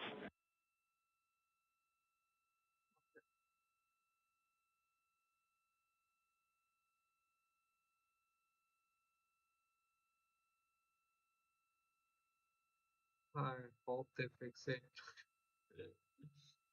Because they don't want to delay stuff, things like that, and obviously we are not going to This is go Mission Control Houston. forward with these kind of Again, problems.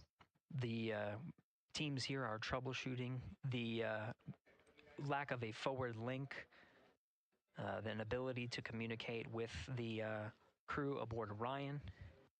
Teams are troubleshooting and planning to reset some ground equipment as the forward link was dropped at the time that we switched from TDRS East to TDRS West. That happened, that handover period started at mission elapsed time of 51 minutes, 26 seconds. Capcom Stan Love reporting some updates, what is called in the blind, meaning that though we... Integrity Houston in the blind, expecting an imminent automated swap to string 2 on board. Also, reminder, we are still receiving good ICPS data.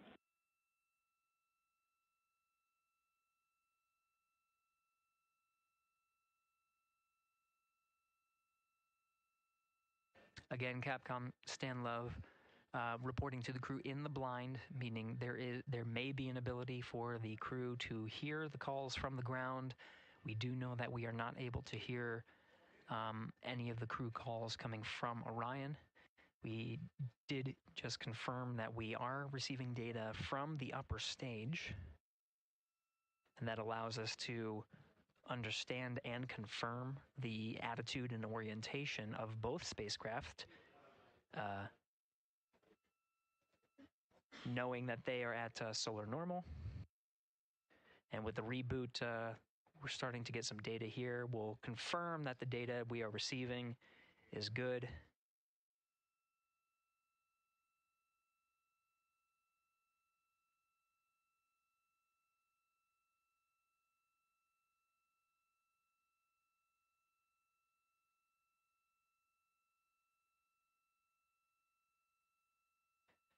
And with the regain of comm, we're starting to get some views aboard the Orion spacecraft. Integrity Houston, voice check on TDRS.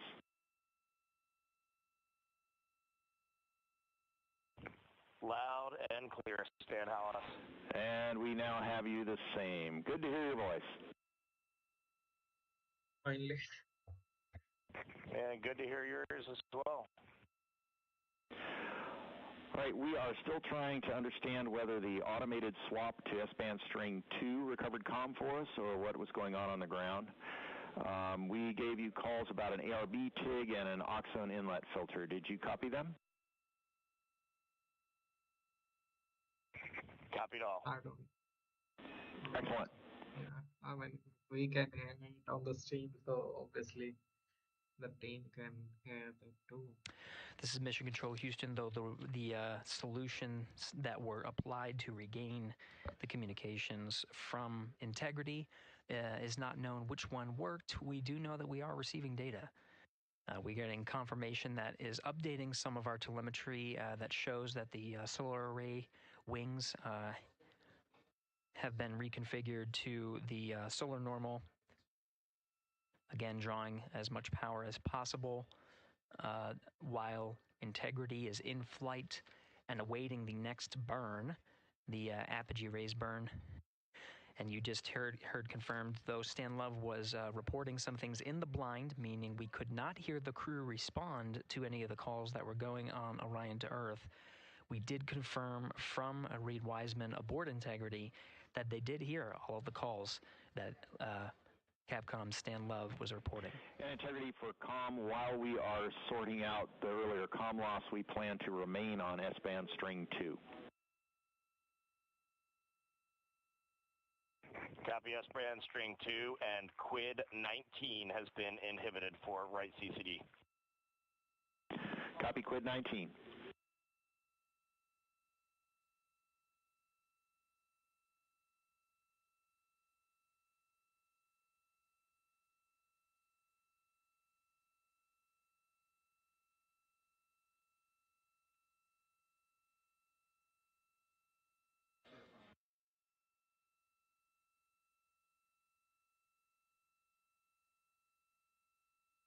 This is Mission Control Houston.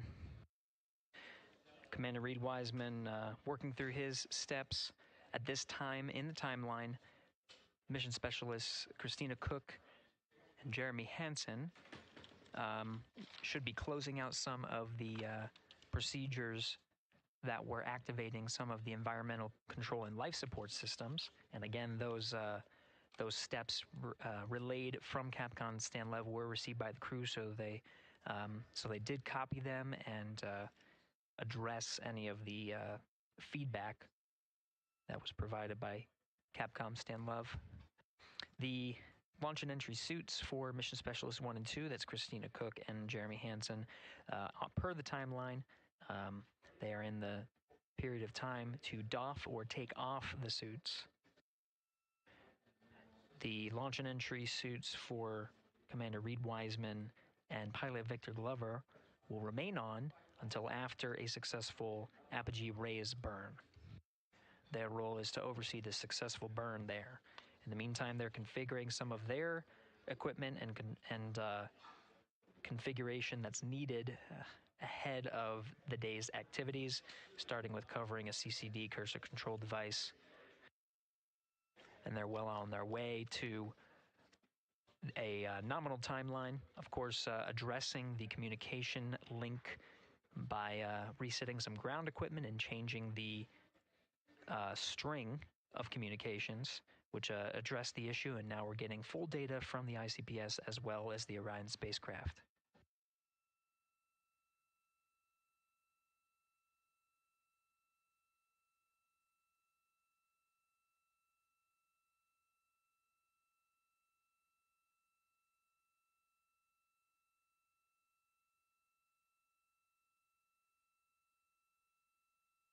5:15 a.m. Had coffee before the launch, but now the sleep is getting into my brain. Interior Houston, questions for Jeremy and for Christina.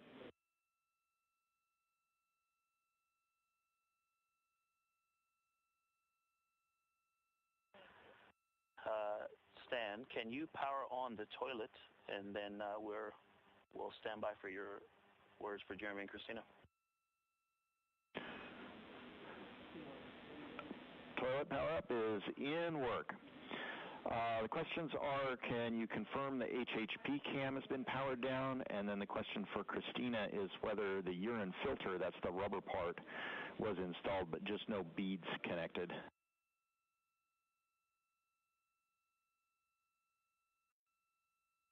And that's affirmative. The filter was installed, no beads. Thank you. And Stan, we are wrapping up PWD right now. Jeremy will get the HHP cameras after that. There was a tremendous amount of back pressure on all those settings, so it's taking a little bit of all the connectors, so it's taking a little bit of time. Copy. Thank you.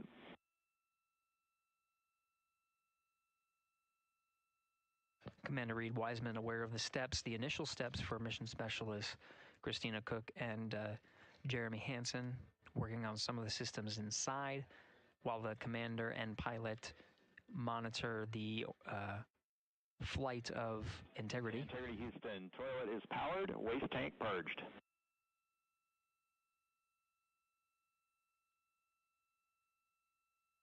We copy that, Stan. Thank you. Some of the equipment inside needs to be activated by flight controllers here in Mission Control Houston. The activation of some of these necessary for their trip on their first day in orbit as part of the Artemis II mission.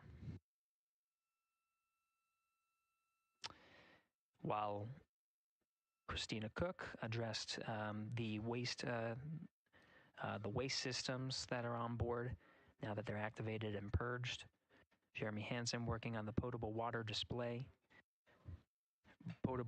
dispenser, rather. One of his initial steps is to activate the equipment and start filling some bags as a reserve. So he's working through those steps. The HHP camera is one of the internal cameras inside of Integrity.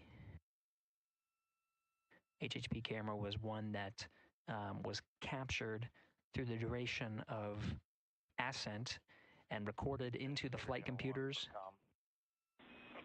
Go ahead. I wonder what's their current velocity now. Last time they showed it. That helps you at all, Stan. But that whole time that you all had, it seemed like you had a good forward link. We just had no return. We saw a good frame lock, and everything looked good. The only thing we did not have was a good ping. I don't know if that helps you. That helps a lot, Reid. Thank you for that report.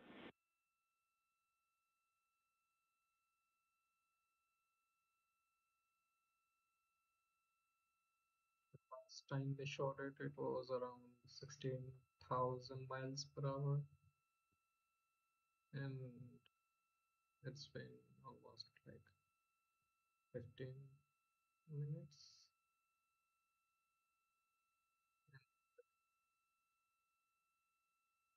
It must have decreased significantly from that point.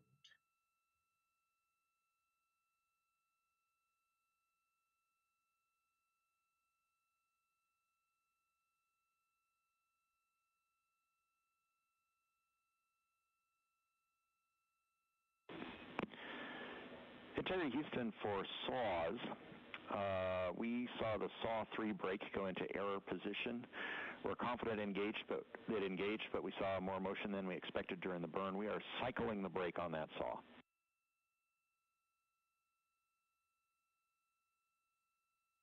Okay, Stan, we copy that.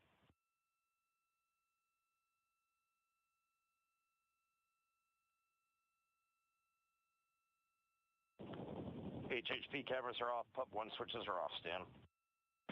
Copy HHP and Pup, thank you.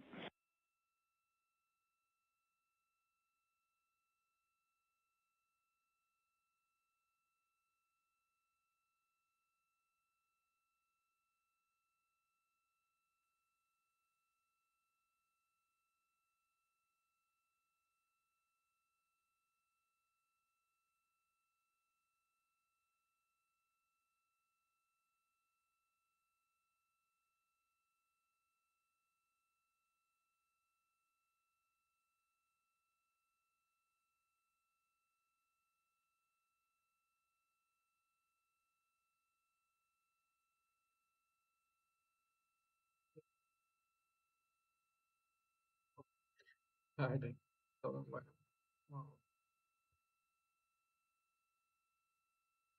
it's 5:20 a.m. and I'm just waiting when they are going to start pushing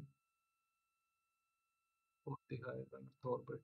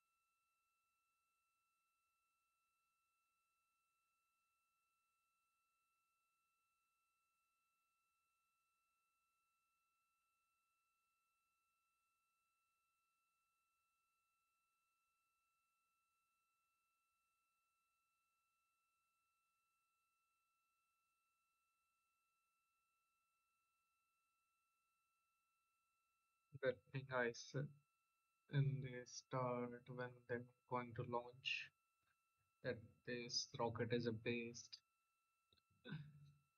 I remembered uh, when India launched its moon mission, and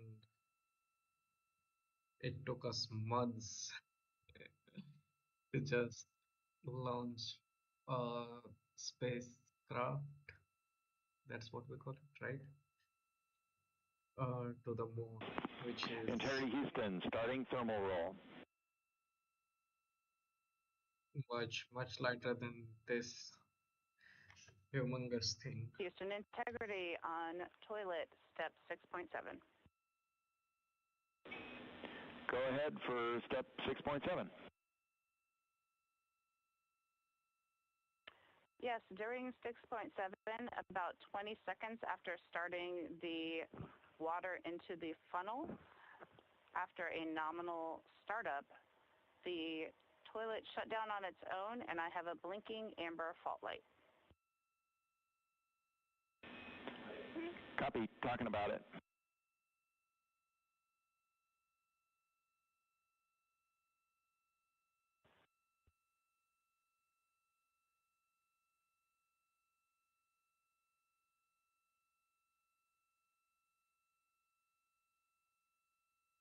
And for this ship to go and come And back integrity for and toilet, we're going to have to think about that for a while.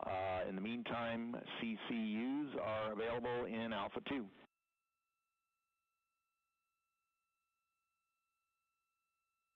We copy, and I'll be returning the funnel to the cradle. Good config.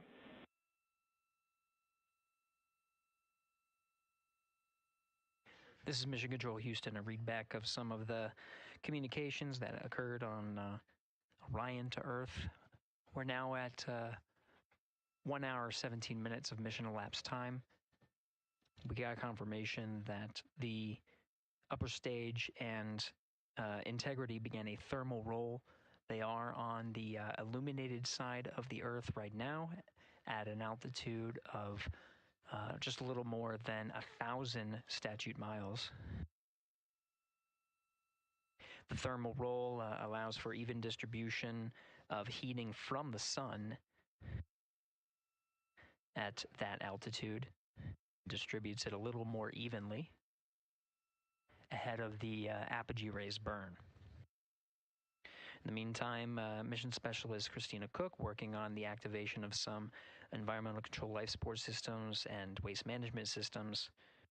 Currently, as teams on the ground analyze some troubleshooting of the activation steps that she was going through, she'll gather some of the backup waste management capabilities that they have aboard Integrity, just as a precaution while the teams assess how to address what was reported down from Mission Specialist Christina Koch on the fault light.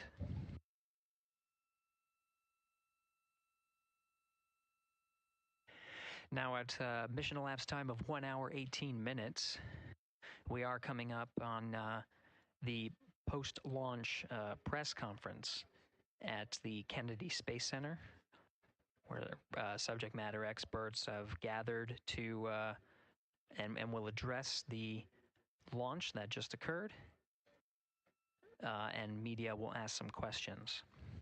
As part of our continuous coverage plan, where we are streaming this mission 24 hours a day, 7 days a week, throughout the duration of the Artemis II mission, the briefings themselves will also be streamed on this platform. The time of the beginning of the press briefing is scheduled to be 7 p.m. Central Time, 8 p.m. Eastern Time today, so coming up in just about 6 minutes. While the post-launch press conference is Integrity thermal roll complete, and a question for Christina for toilet. All right, Stan, just give us a minute, and the view of Australia was epic just now. It's amazing to be at this altitude, and Christina's working hard. Roger. And Integrity, we also have a story about a water tank valve problem during powered flight. We saw an anomalous indication on the water ISO valve between water tanks Bravo and Charlie. Based on the signature we saw with the tanks during the PWD checkout, we think that valve is closed. We are going to troubleshoot that going forward.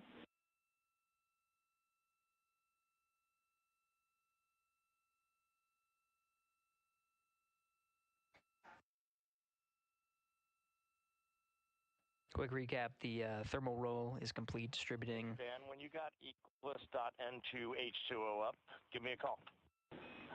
I'm looking at it. Tab stop 17, we show that valve closed, if that helps you. That is also what we see, and that's exactly the valve we're looking at. Related to that, question for Jeremy. For the PWD checkout, did you check out the primary first or the secondary first?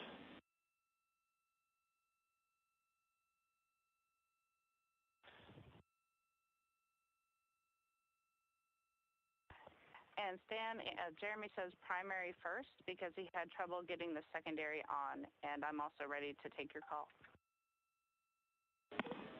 Copy primary first. We appreciate that.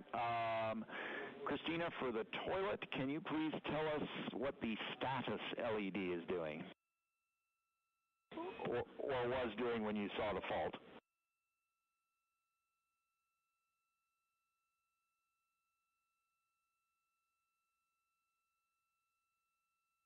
It had been on per normal, and there was good suction, and then it turned off when the fault started blinking. That's valuable information. Thank you.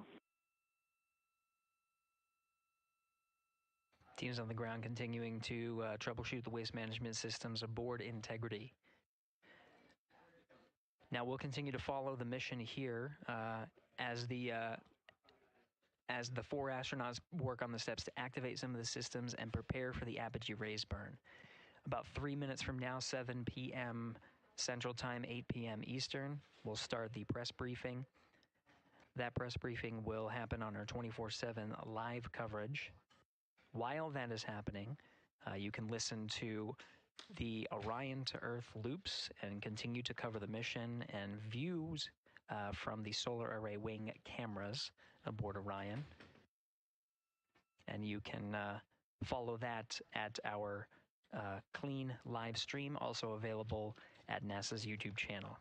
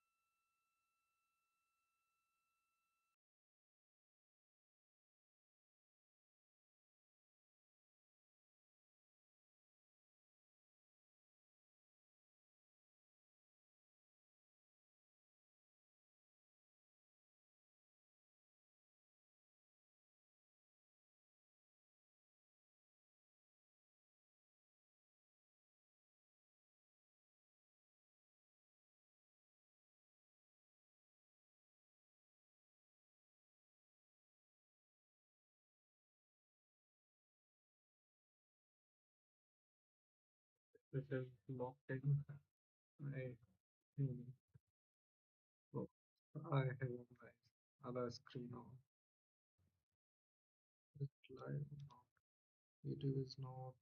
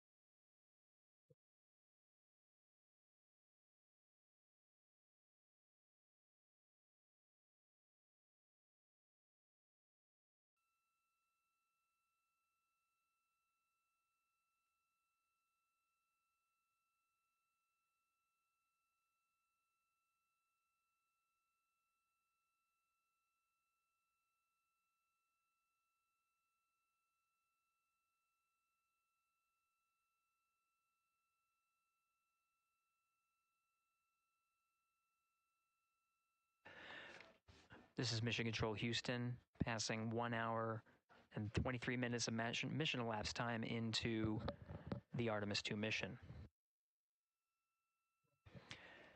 The Integrity crew, about 800 statute miles over the Earth, currently passing over Australia. Commander Reid Wiseman confirmed that pass over Australia, they were able to peek out the windows and see that view from an altitude that is higher than any of them are used to. Jeremy. Integrity Houston for GNC, we are taking channel 1 to unfiltered and BFS.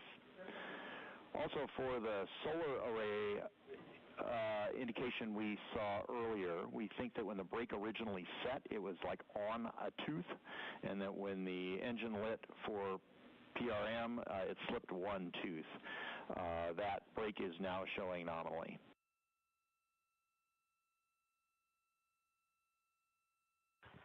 Okay, Tanya, we copy that, and I'm just curious. I feel like about a half an hour ago you took 1 to unfiltered in BFS.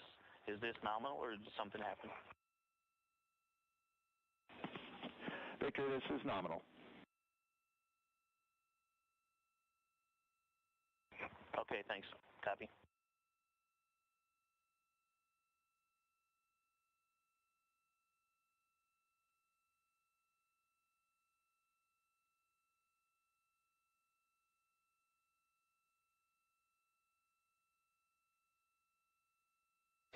Now 7 p.m. Central Time at a mission elapsed time of 1 hour 25 minutes. An update for viewers. We are continuing to cover the Artemis II mission and see live views from the solar array wings. The press conference scheduled for 7 p.m.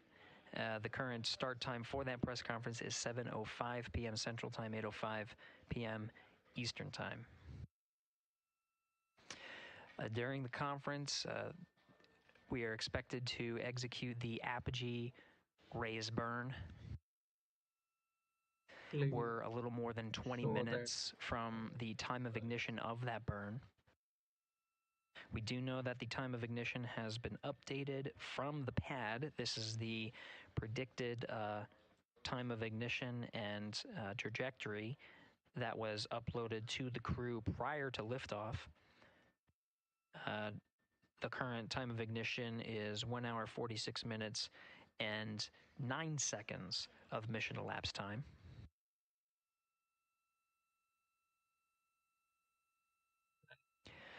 The duration of the burn at the pad was 17 minutes 52 seconds. Ahead of the execution of the burn, any changes in that duration will be reported to the crew and uploaded to ensure that the apogee raise burn goes as expected and puts them on the predicted trajectory. That trajectory being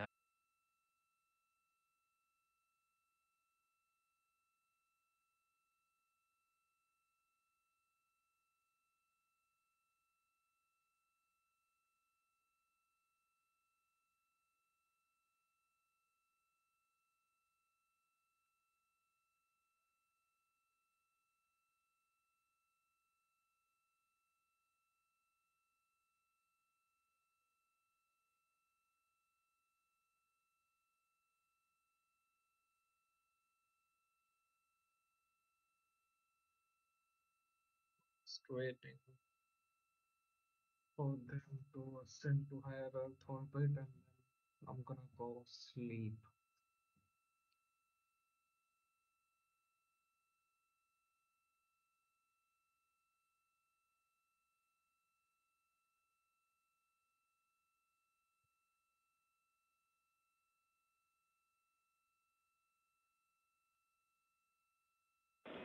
Integrity Houston, updated ARB numbers when you're ready.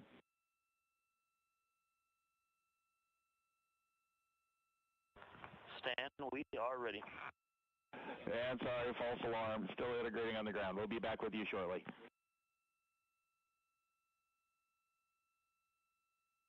Good practice call. Talk to you in a second. Roger.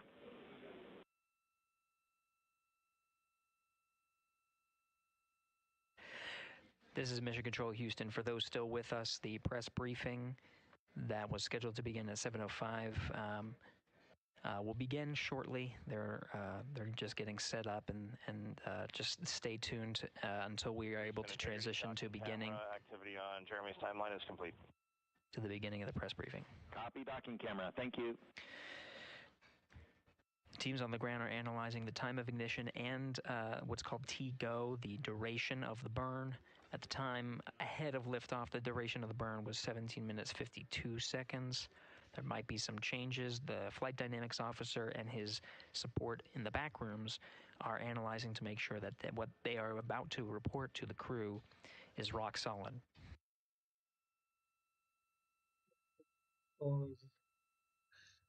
They are losing speed and changing position to the curvature. Gravitational force is different on different points, and they have to get Integrity Houston with new ARB numbers for real this time.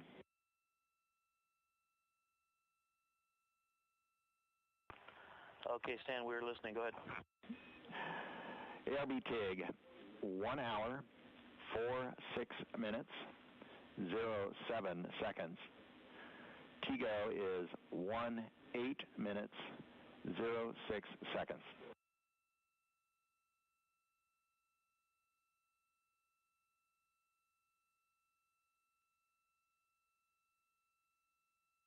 Okay, Stan, we copy and have entered 1 hour, 46 minutes, 7 seconds for TIG, and TIGO, 18 minutes, 6 seconds. Thank you for that. With that, we also have an updated time for the handover from TDRS west to east. That is going to be over 6 minutes earlier than what's on your pad. You can expect that at MET 2 hours, 03 minutes, 04 seconds, 2:03:04.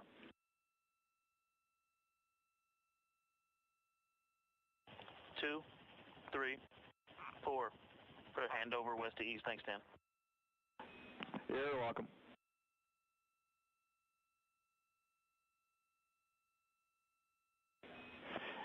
And integrity, 2 minutes Dan, to the maneuver. PFE is reading 3, which is nominal.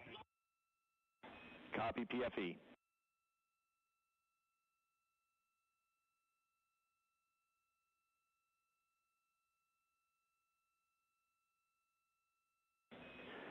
And integrity, we are ready for the Eclipse power down per your execute note.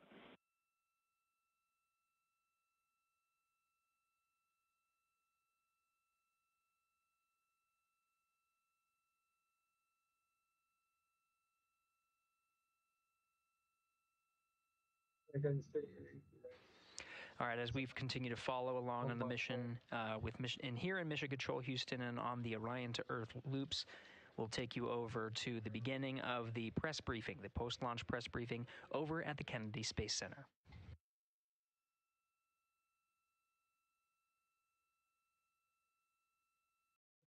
it doesn't record it like that.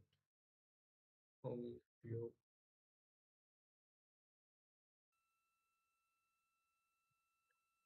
These parts will get trimmed or lose data cause my internet connection is kind of sucking at this point.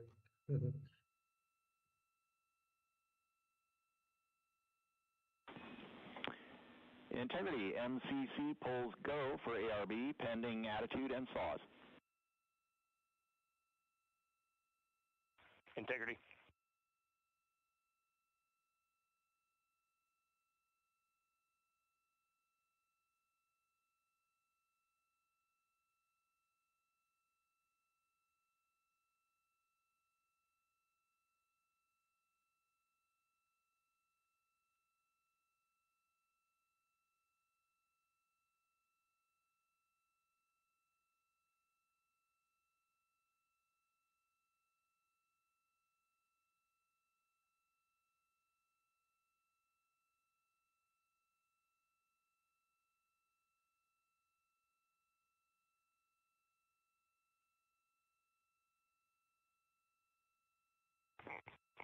Houston, integrity, power down.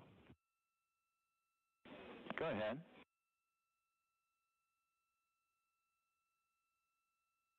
All right, we see the roll, Stan. And for power down, we believe our steps are complete. If we could get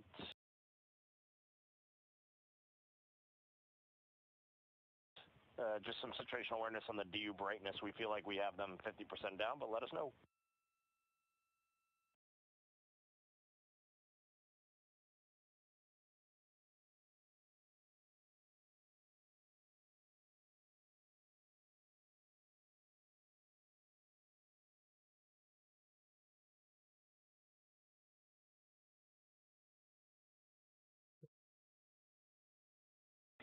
Checking.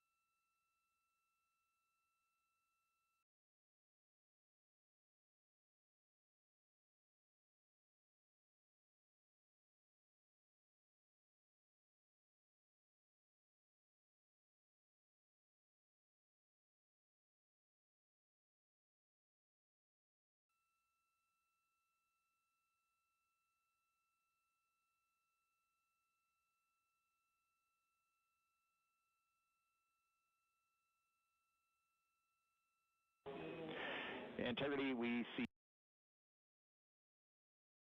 DU3 right at center. We see DUs 1 and 2, a couple of clicks above center. We're checking power draw now.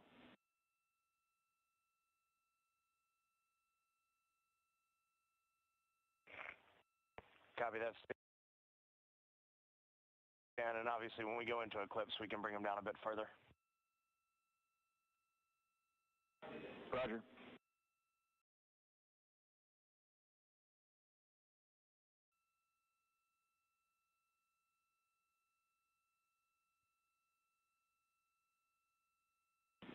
And Reid, when we get into eclipse, we would like those extra clicks on DUs 1 and 2.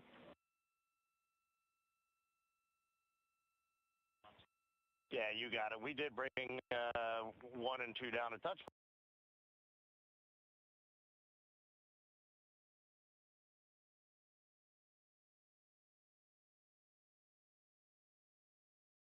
But we'll bring them down as far as we can when we get into eclipse.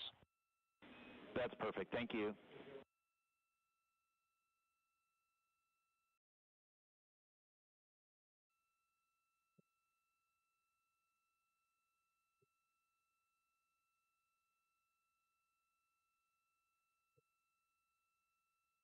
One, booster ignition, and liftoff.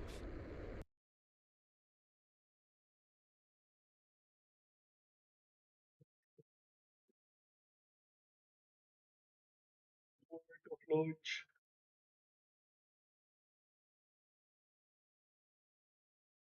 Congratulations to all of you on a successful launch so far. My name's Jim Siegel. I'm with Florida Media Now. And I'm curious about when the astronauts will have their first meal on this mission. And secondly, is somebody on the Earth here back in Houston or somewhere keeping track of what they eat during this entire mission, and how do they go about doing that? Do they tell them what to eat, or do they kind of select what they want?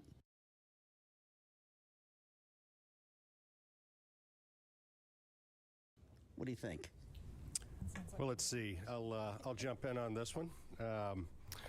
Well, what I'll tell you is they do have planned meals, okay? So they have a planned meal today. I will tell you they're very busy. So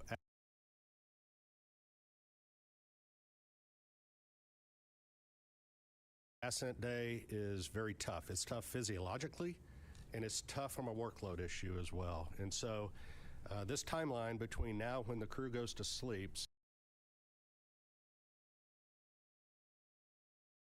so MET of about 8:30 is pretty packed. They're going to snack. They probably have some pre-positioned meals. I know they did in their flight suit. Some of the snacks that they can use if they need. But I will also tell you that flight day 1 and flight day 2, you might not feel like eating a lot.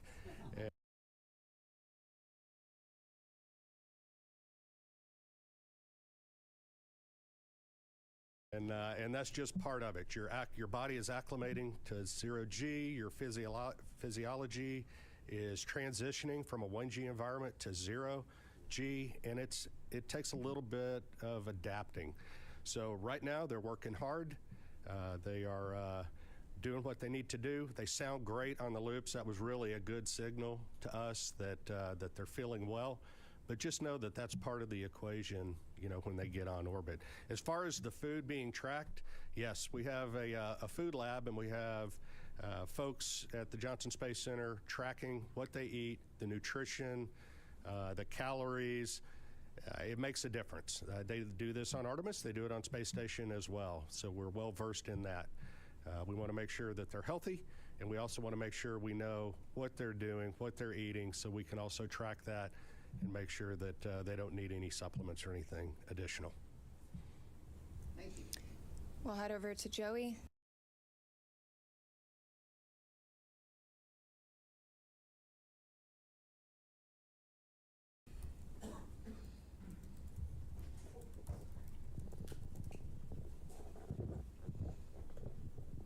Thanks, guys, and congrats on a clean launch so far.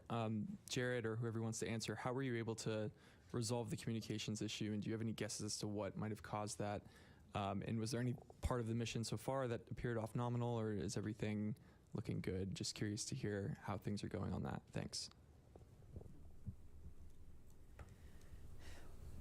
Well, on the comms issue, and I don't know, there may be someone here that has a little more detail than I do of having to run around quite a bit, but I think they're still looking into trying to really understand exactly what was going on there. But it's restored, which is important. I think it just. It was during handover to Tidris West. Sometimes that's squirrely. Ground configuration, you gotta get that right. So hopefully that's what it is. But we'll chase it down. But they were able to recover. They had intermittent forward and return links, so the burns that they needed on board it was never an issue. It was unusual for it to be dropped out for a couple minutes. So that's what we're telling you. We had a controller issue with the toilet when they spun it up, so we got to work through that. That's going to take maybe a few hours to troubleshoot. So there was also a water tank valve. There's 4 water tanks on Orion. There's a crossover valve that connects the 2 gangs of tanks. It's supposed to be open to ensure maximum flow. It was closed during ascent. When you shake the thing, things like that happen. So they're going to reset the valve. And then they had a recurrence on Artemis I, we had a latching current limiter failure on a piece of electronics, a transient failure when it gets exposed to radiation. They took 1 hit of those. We took about 24, 25 of those during Artemis I. Again, normal, the onboard fault detection cleans that up, but we're just getting started, Joey. And just to be clear, right, this flight test, and a lot of what we're doing here is exactly this, trying to test out all of the things that require the crew interaction, right? And so we anticipate to have a lot of these. Well, that's what we're here for, work through them. Importantly, apogee rays burn. We're go. So they're going to stay in space. Sawyer. Thank you, Sawyer Rosenstein, NSF. I noticed that the slide wire baskets happened to deploy during launch. Is that something that was expected? And can you give any initial reports, at least what you've seen from the cameras, of how the mobile launcher is doing, given the hope to be able to quickly turn it around? Yeah, you have something on the baskets. I can talk about the turnaround. The baskets they're supposed to get out of the way. That's part of the plan. So otherwise they take plume loads, and we don't like that.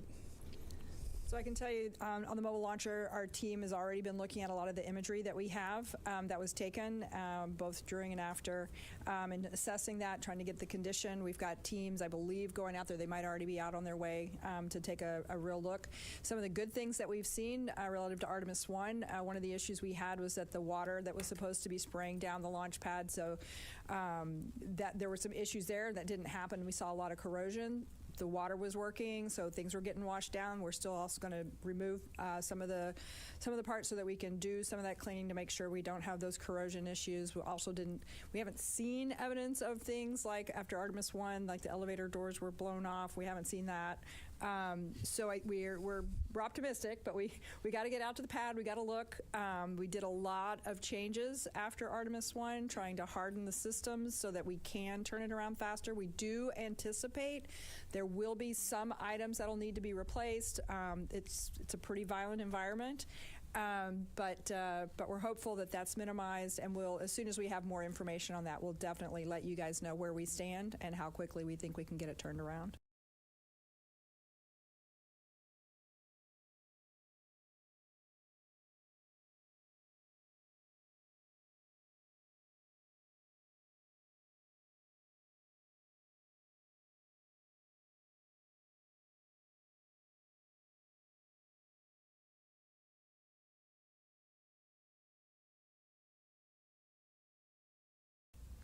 Thanks. Lauren?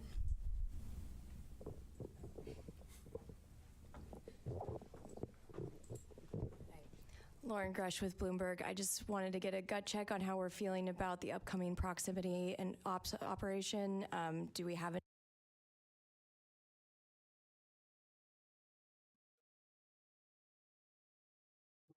info is that it was into higher Earth orbit, and I'm gone like I'm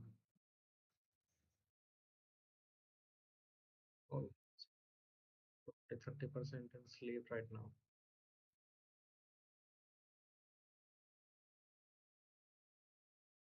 I can't continue this. any concerns with that Tidris delay, or is that not an issue for that? I would say right now we're on for the proximity operations demo. Haven't heard anything that's keeping us from that, Norm? No, on track, ready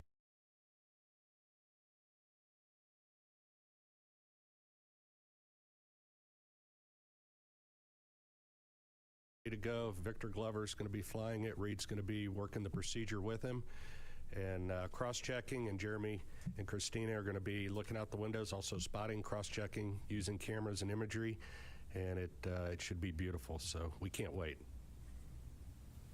We'll go right over here. Yes, Bert Dicht from Ad Astra Magazine, National Space Society. Just wondering if the astronauts reported what the ride was like to orbit. I know with the space shuttle, it was a pretty rough ride until there was SRB SEP. Was this similar? Have you heard? I have not heard a report yet. I know we will get a report. Again, Yes. when MECO happened, immediately they were getting prepped to do their perigee raise maneuver. That's critical. Otherwise, they come back to Earth, which we don't want them to. So they got that. They are working to get their spacesuits off. They're, they just got the ARB burn, which was very important. So now they're working to get their suits off. So they are very busy. Now, later today, I anticipate they will call down and give us a full brief as to, how the Proxox demo went, how the ride uphill went, and I personally can't wait to hear the comparison between this massive rocket and the shuttle. Sounds great. Thank you. Micah.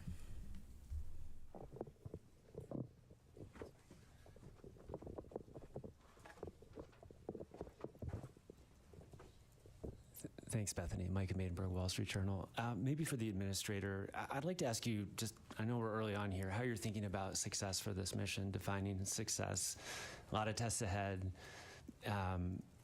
and just what happens if you don't kind of meet that standard as the flight unfolds? Thanks so much. Well, I mean, to me, success is undershoots and in the water safely after a 10-day mission duration, so no early off-ramps there. I think we're, right now we're already getting good ECLIS data. We've never flown Orion with crew on board, so that's pretty important. I mean, understanding the Orion spacecraft is, it's paramount in this one to progress on to integrated operations of Orion with a lander. Every day we're getting data. It says, it was mentioned from the get-go, this is a test mission for sure. No crew have ever ridden this before. We'll keep gathering data over the next 10 days. We'll share updates, but we'll call success when they're in the water safely, and we'll start working on the next mission. Jackie. Hi, right here. Sorry if I missed it. I just wanted to check in on the status of the perigee and apogee burns. Are those both finished at this point? And then I also wanted to check how the best way to explain to the audience why we're doing that apogee raise maneuver and why we go into that high Earth orbit. Thanks so much. Do you want to take it? Oh, I mean, I can certainly say we completed the perigee raise maneuver. That was done pretty quickly, as you heard, and the apogee raise burn should have already happened. That should have been happening while we sat here. They were getting ready as we were walking in. And then if you want to talk maybe about the rest. So we go into a high Earth orbit. Roughly, the perigee is about 1,000 nautical miles, rough, give or take, of the Earth, 25,000. So it's pretty elliptical. That's getting us, everything we do is getting us set up for the translunar injection burn. And so it's getting these burns, it's all converging down to what we call TLI. So we got to get the ECLIS system checked out. We got to make sure we have our redundancy. We got to make sure these burns go off where they should go off and get Orion and the SM configured exactly where it needs to be. So when it comes around and it's time for the translunar injection burn, off we go. And that takes us really, that puts us outbound to the moon. That's a real big commit point. And so you'll be hearing more about that tomorrow. You might mention it not only sends us outbound to the moon, but it also sets us up for the gravity assist that brings us back. So we are set all the way. Yes. Once we make that burn. Go right back here. Hi, TJ Mosquera with the Epoch Times. Thank you all so much. Something that hasn't been really talked about is that the Space Launch System predates the Artemis program. It got going all the way back to 2011, so 15 years really invested in this. And just how does it feel to finally see it, launch with the human crew on board? Yeah, I mean, right now, like I said, we're focused on next 10 days. But I mean, I'll tell you, I'm incredibly proud of the folks that worked on this machine for as long as they did. And one thing we didn't talk about earlier was, one of the big objectives is getting the organization and getting our qualification standards and getting our certification rigor up to the standard for crewed flight. That's a big, even though the mission is a complicated mission, moving the entire organization to a mindset of thinking about risk in the right way to fly crew is a big deal. And making sure that the way we've gotten the machine configured to fly crew with the resilience and the reliability we care about is also a big deal. So it takes time. I mean, we got a lot in front of us, but I mean, it's for the guys that were out there, there's a big celebration in launch control for the rocket guys. The rocket guys can go out and play now. But the spacecraft guys got a lot of homework, so they're going to go work on that. But yeah, for them, I could see it on their faces. Jeff.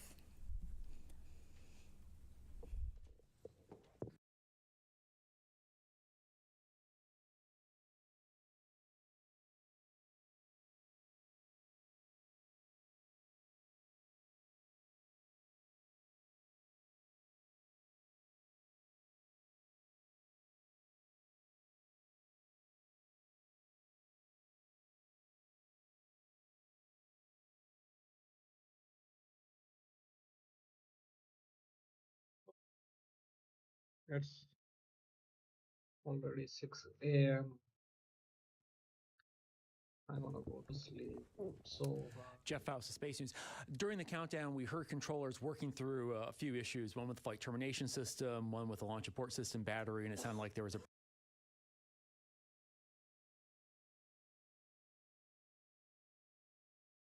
right, I'm gonna go take a pill. Get fixed.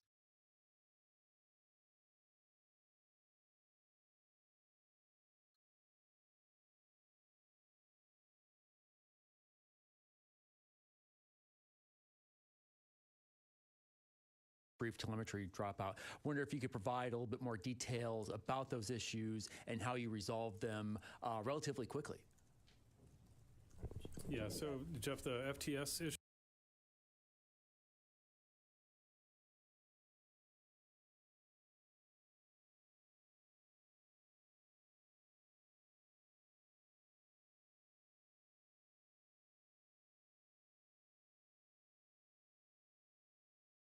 Was we were doing an end-to-end test. We typically have to confirm that we can get a signal from the range to the machine and then back. We weren't able to close that.